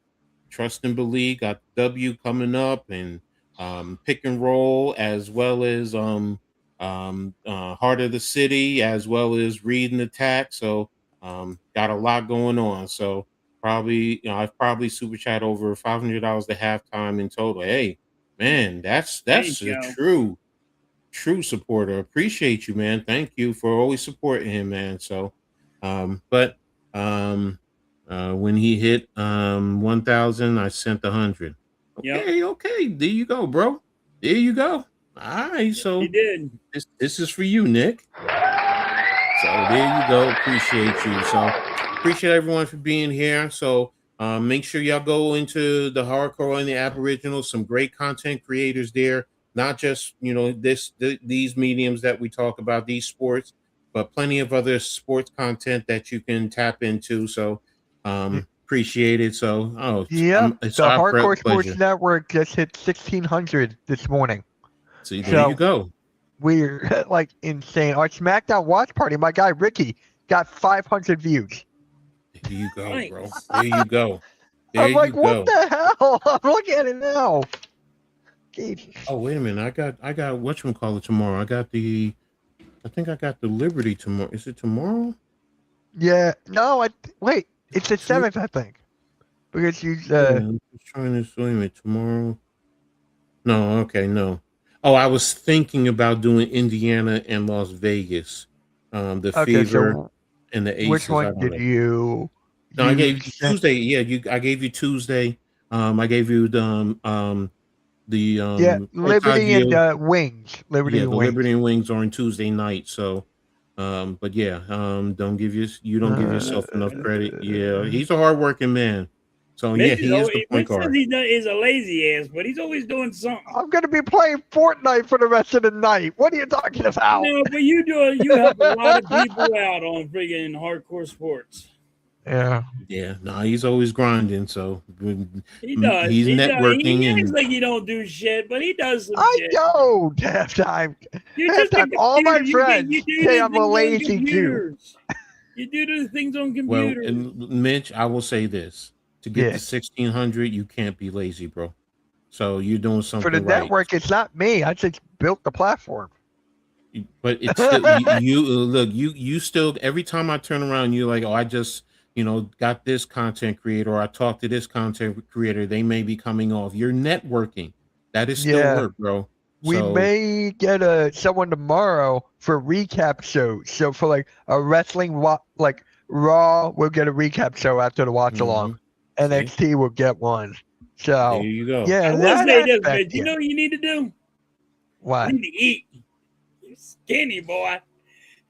You It's skinny. not You my need to fault. My boy. parents are small. It's No, not my fault. you need to eat. You need some friggin' put some meat on them bones. You Yeah. gotta become fat. You got to eat more Mercado halftime. No. Look at it. Look at Nick, that. Look at Nick it. will probably laugh what I just said. Yeah, man, y'all are hilarious, man. You gotta Y'all are eat. You gotta hilarious. eat more. You gotta get some meat on them bones. Wow. And you got to stop drinking Pepsi. Okay. I do have to stop drinking Pepsi. I can't lie. I can't lie. I drink a lot. You know, they say he drinking Pepsi and drinking soda in the heat. They're like, it's bad for you. Okay, Man, it can be the energy. Mikados. There you Yeah, go. yeah. Me and halftime set it up where Nick had Teriyaki lunch chicken. with both of us. Yeah, I got teriyaki chicken. Nick there. Teriyaki He didn't even chicken know is I was some good stuff. coming, and I did. I called Mitch. I said, "You let me know when you're there," and I went there and met him. Yeah. All right, well, that's what's up, man. That's what's up. So, So I got to meet. It's kind of cool to meet some people. I got to meet him. I got to meet Mike. It's always in the chat. I forgot about that. Yeah. Well, hopefully I'll be meeting y'all soon because I've been walking a little bit now. So There you go. I'm meeting. There you go. Yeah, I'm meeting AK in 2 weeks. there you So go. that's gonna be Okay, something. wait. Here's the question I have. Okay, Nick, you told her you were in the presence of greatness, but did you at least hook her up with Mitch, man? Did Mitch at least get the phone number? Come on, player. Yo, what's going on? What's going on, man? I mean, you gotta hook a brother up. You gotta be the wingman. Next time you're there, you gotta hook it up. So you gotta try to help out all right, Nick. Lou. I'm on my way, bro. If they beef ribs, I'm definitely going to be rocking with you, bro. So if you said ribs, I'm like, yo, where you live? I'm done. I'm gone. Yeah. So got a little bit of drool right now. wait, me too. Hold on. Look what Vic sent me. Brady, Jordan, LeBron, title combined 17. Joey Chestnut, 18 titles. There you go. She didn't even speak English. She didn't even have a clue what I was saying. Oh, okay. You got 2 racks on the grill. But are they Lou? Are they beef or are they pork? Because if they're beef, I'm in. If they're pork, I'm sorry, I don't do pork. So, You know, so that's me, bro. But yeah, I'm in either way. Pork, beef, I don't yeah, care. I know. I'm fat. I should go Damn, down. low, damn, bro. Oh, you ripped my heart out. So, so now let me stop. So, yeah, we got ready to get out of here because I want to go get something to grub on too, anyway. So, but I appreciate everyone. Y'all have been phenomenal today. This was a great one. Everyone, have a great holiday. Be safe out there. Enjoy the fireworks. Fireworks. So. I'm done. That's the best thing I've ever heard. That got me too. I can't wait to tell my Jewish friends that they're gonna die. Hey, you wanna know what? I live in a Jewish facility. There are Jews in here that do eat pork in here. So I was like, oh wow. Yep. But yeah, everyone have a great 4th. Be safe. I hope if you can see a fireworks show, you can sit back with your family, friends, some popcorn, some beer or some Pepsi, whatever you drink, and have a good time. So, but we're gonna get out of here. Again, it's a great show today, phenomenal, and we'll halftime now. Be back next week. So until then, what do you always say halftime? Catch you boys on the rebound. Peace.